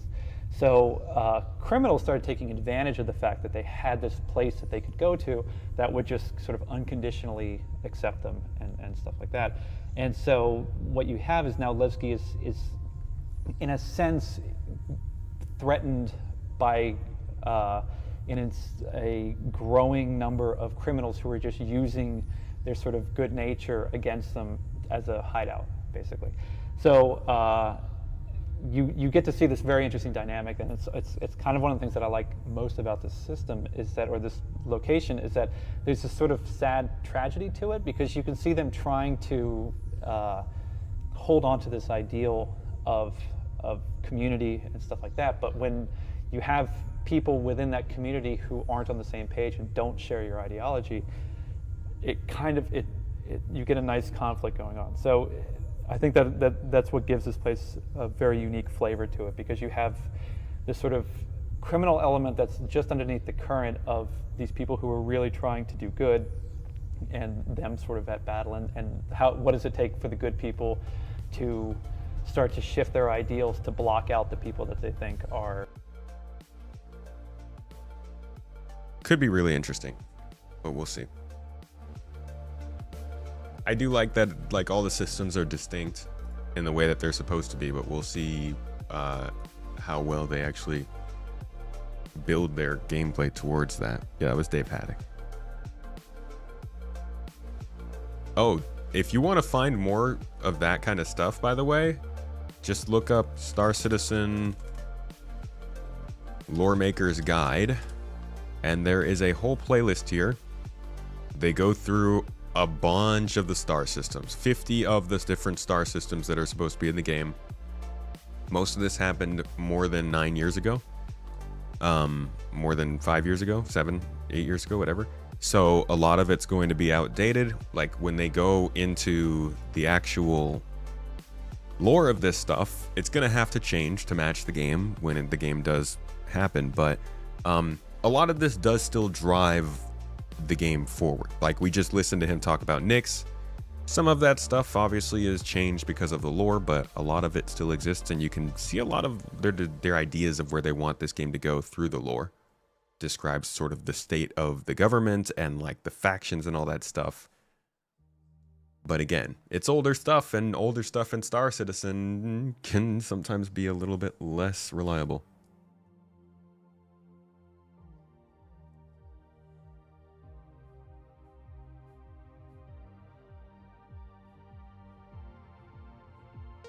I think CIG has no idea what the definition of Super Earth is when they used to build the lore. I hope they change it. I mean, it was probably just as simple as doing a Google search for Super Earth. I'm sure they looked up what they were.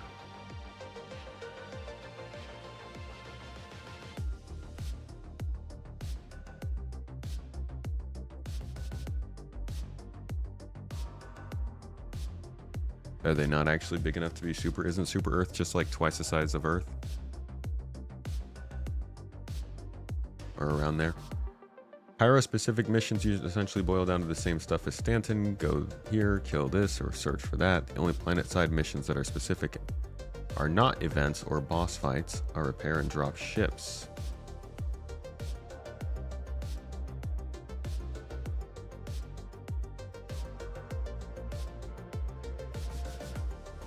Pyro will also eventually be getting the seal shield stuff. Yes, Pyro's going to have a lot more of that kind of stuff in there.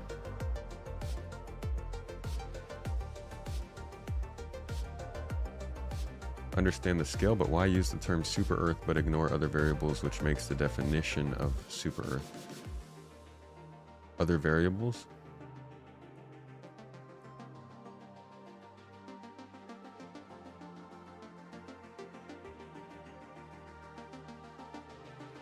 Slightly to more moderately sized terrestrial planets.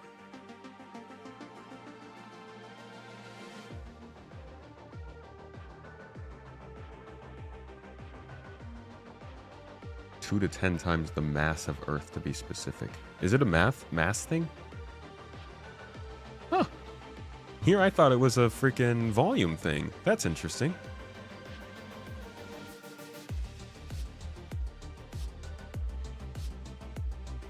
Oh, like the game universe, they consider it a super Earth? They're not going by the real definition, or?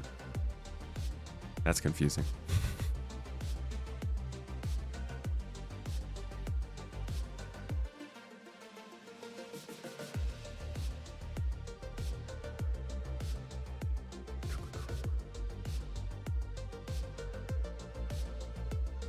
Definitions are hard. Will be the change that we want to see in the world. We can call them Earth-likes. I'll refer to them as Earth-likes. But with that being said, Stanton has a lot more Earth-likes than most systems of its size, and a lot more people and a lot more commerce, which makes it a weird system. They specifically said it was why they started working with Stanton as opposed to any other system in the game, because it stands out.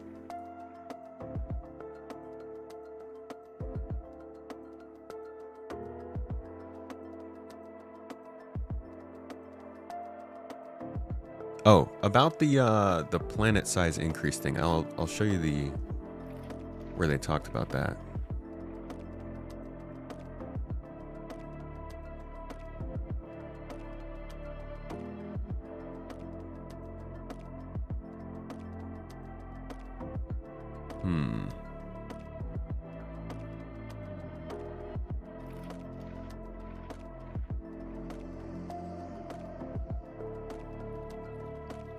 Hello, everybody. Welcome back to another edition of Star Citizen Live. I'm your host, Jared Huckabee, and if you've never seen Star Citizen Live before, it's where we take about an hour at the end of our week, and we invite our CIG developers here, and we talk about all kinds of things. There we go. Will planets ever be scaled up more than their 1/8 size to real life for more realism, or as it is, the mountains feel small? Write a check, Will. Right. I'll let you guys get this. I'll be right back. Because we feel the small too, especially as we introduce more and more advanced atmosphere. It kind of breaks our nice illusion that our planets are full scale, which I hope all of you continue to believe, because I certainly do in my heart. The thing about bigger planets is it stretches the complications with precision more, which we're hoping to be able to do away with, but that's one problem. Obviously, we need high resolution textures. At the moment, if we have a global texture and it's, say, 2K, that gives us a certain number of kilometers per pixel, and then obviously we have local data too. But if we make a planet have twice the surface area, then suddenly we have half as much resolution for the same kind of budget. So we need to consider those decisions and consider how the tech can deal with that. But you also get kind of gameplay problems with that as well. If I make a real life-size planet, we have fast ships, but like suddenly getting from one place to another takes 10 times as long, and it's not necessarily good for gameplay to have that. So it's a convoluted question. We appreciate the reason that people are asking, though. We feel the same. But also there's a certain amount of the why question, which I guess you can ask for a lot of our features, which is what we have works, what we have is great. Should we invest more time in making it bigger? Is that a good use of our time versus going and doing Rivers 2 or finishing out something else sooner? Roads. Whatever. Roads. So if you put up a poll that said roads versus bigger planets, I bet roads would win. So yeah. I'd Take probably that with add that the 8 times is probably, like I say, it probably pushes all of them aspects too much. Too low res, it's too much memory, it's too much of a knock-on for the gameplay. A smaller increment would be more appealing, I think. Like a doubling or something like that, because just being able to double the scale of our mountains would be nice, and double the scale of our global features, mountain ranges. Would be nice. So something 2 or 3x, would be more chill. But 8x, pushing a few too many areas at the same time, probably. And then the other thing we talked about, we didn't mention, is content density. We have to fill it with stuff as well. We'll see with Star Architect. Hopefully, helps fill that gap a bit. But that's what it seems like. Yeah, Star Architect and both quantum boosting also seem like the answers here. You can make the planets as big as you want. If you can quantum boost in any direction, then it's never going to take that long to get around a planet. We just don't want to, if the current game, we don't want to put things miles apart. But as we start to see the product of Star Architect, we might be able to see, okay, yeah, things are feeling too crammed and, claustrophobic. Maybe we do need a bit more space, and we'll try and explore that. But yeah, probably 8x is probably pushing it, I think. Yeah, I think double it. 1/4. Quarter scale on the planets. Half scale on the moons. Do it. Ship it. Make it happen. But yeah, I think Star Architect is a big part of them possibly upping the size of their planets, but they didn't confirm that they would actually do it just yet. We're almost there.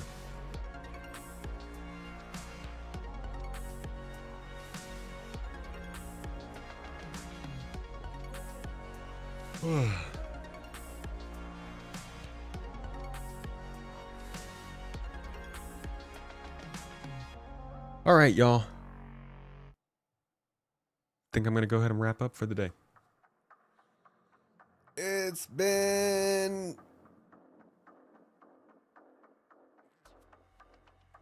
good. Oh man, that was a good yawn. Oh man, that was good. When you get that yawn and it tweaks your back and you can't move for the rest of the day?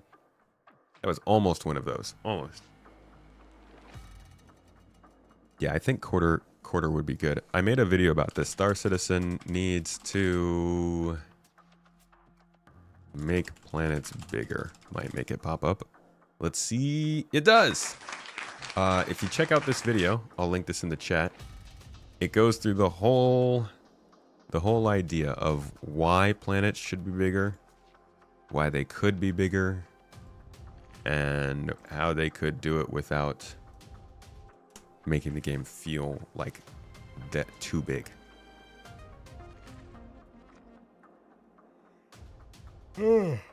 Isn't the giveaway today? Yes, we announced the winner for the giveaway. If you go onto the page, should still be on there.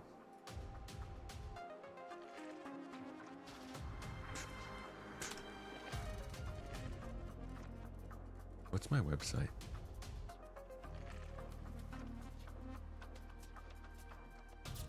Isn't it Space Tomato? Why isn't it? Okay, it's not auto completing it for me for some reason.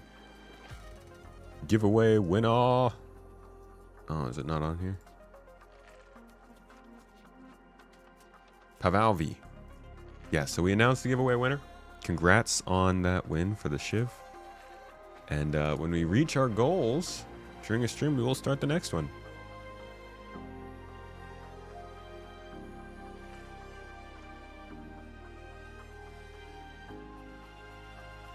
Best guess on 4.4 PTU. I think they probably want it out by next week's Tuesday. At the latest. I would hope they're aiming for late this week, but I don't know. We'll see what happens with today's Ivacati patch. And we could probably make a better patch, a better call by then. All right, y'all. I appreciate you. I hope you had a wonderful day. Hope you enjoyed the chat, the talk, the good times. I will pass y'all on over to one of the lovely individuals who's streaming Star Citizen right now, so you can keep the space vibes rolling. I hope you all have a lovely day, a very good week, and a fantastic rest of your year. It's November. Give Joyce, give praise. The clocks have changed, so we're not waking up in darkness anymore, unless you wake up really early. I'm sorry. I'll be back on Wednesday. We'll probably be doing some gameplay on that lovely day. I will find something interesting to do. But if there's any good news coming out on Wednesday, we'll be talking about that too. So I know you. I see you, especially you YouTube. Keep an eye out. Maybe we're doing gameplay on that day, but we will definitely still be talking about development and news. So hope to see you around. Anyways, check out the new podcast. It's pretty good, talking about engineering, which I think is something that a lot of people are going to find quite exciting in Star Citizen. And I'll see you on Wednesday. Have a great one, everyone. You're great people. Do good things. You deserve good things. Give someone a hug. Go somewhere cool. All the stuff. All the things. All right, y'all. Bye-bye.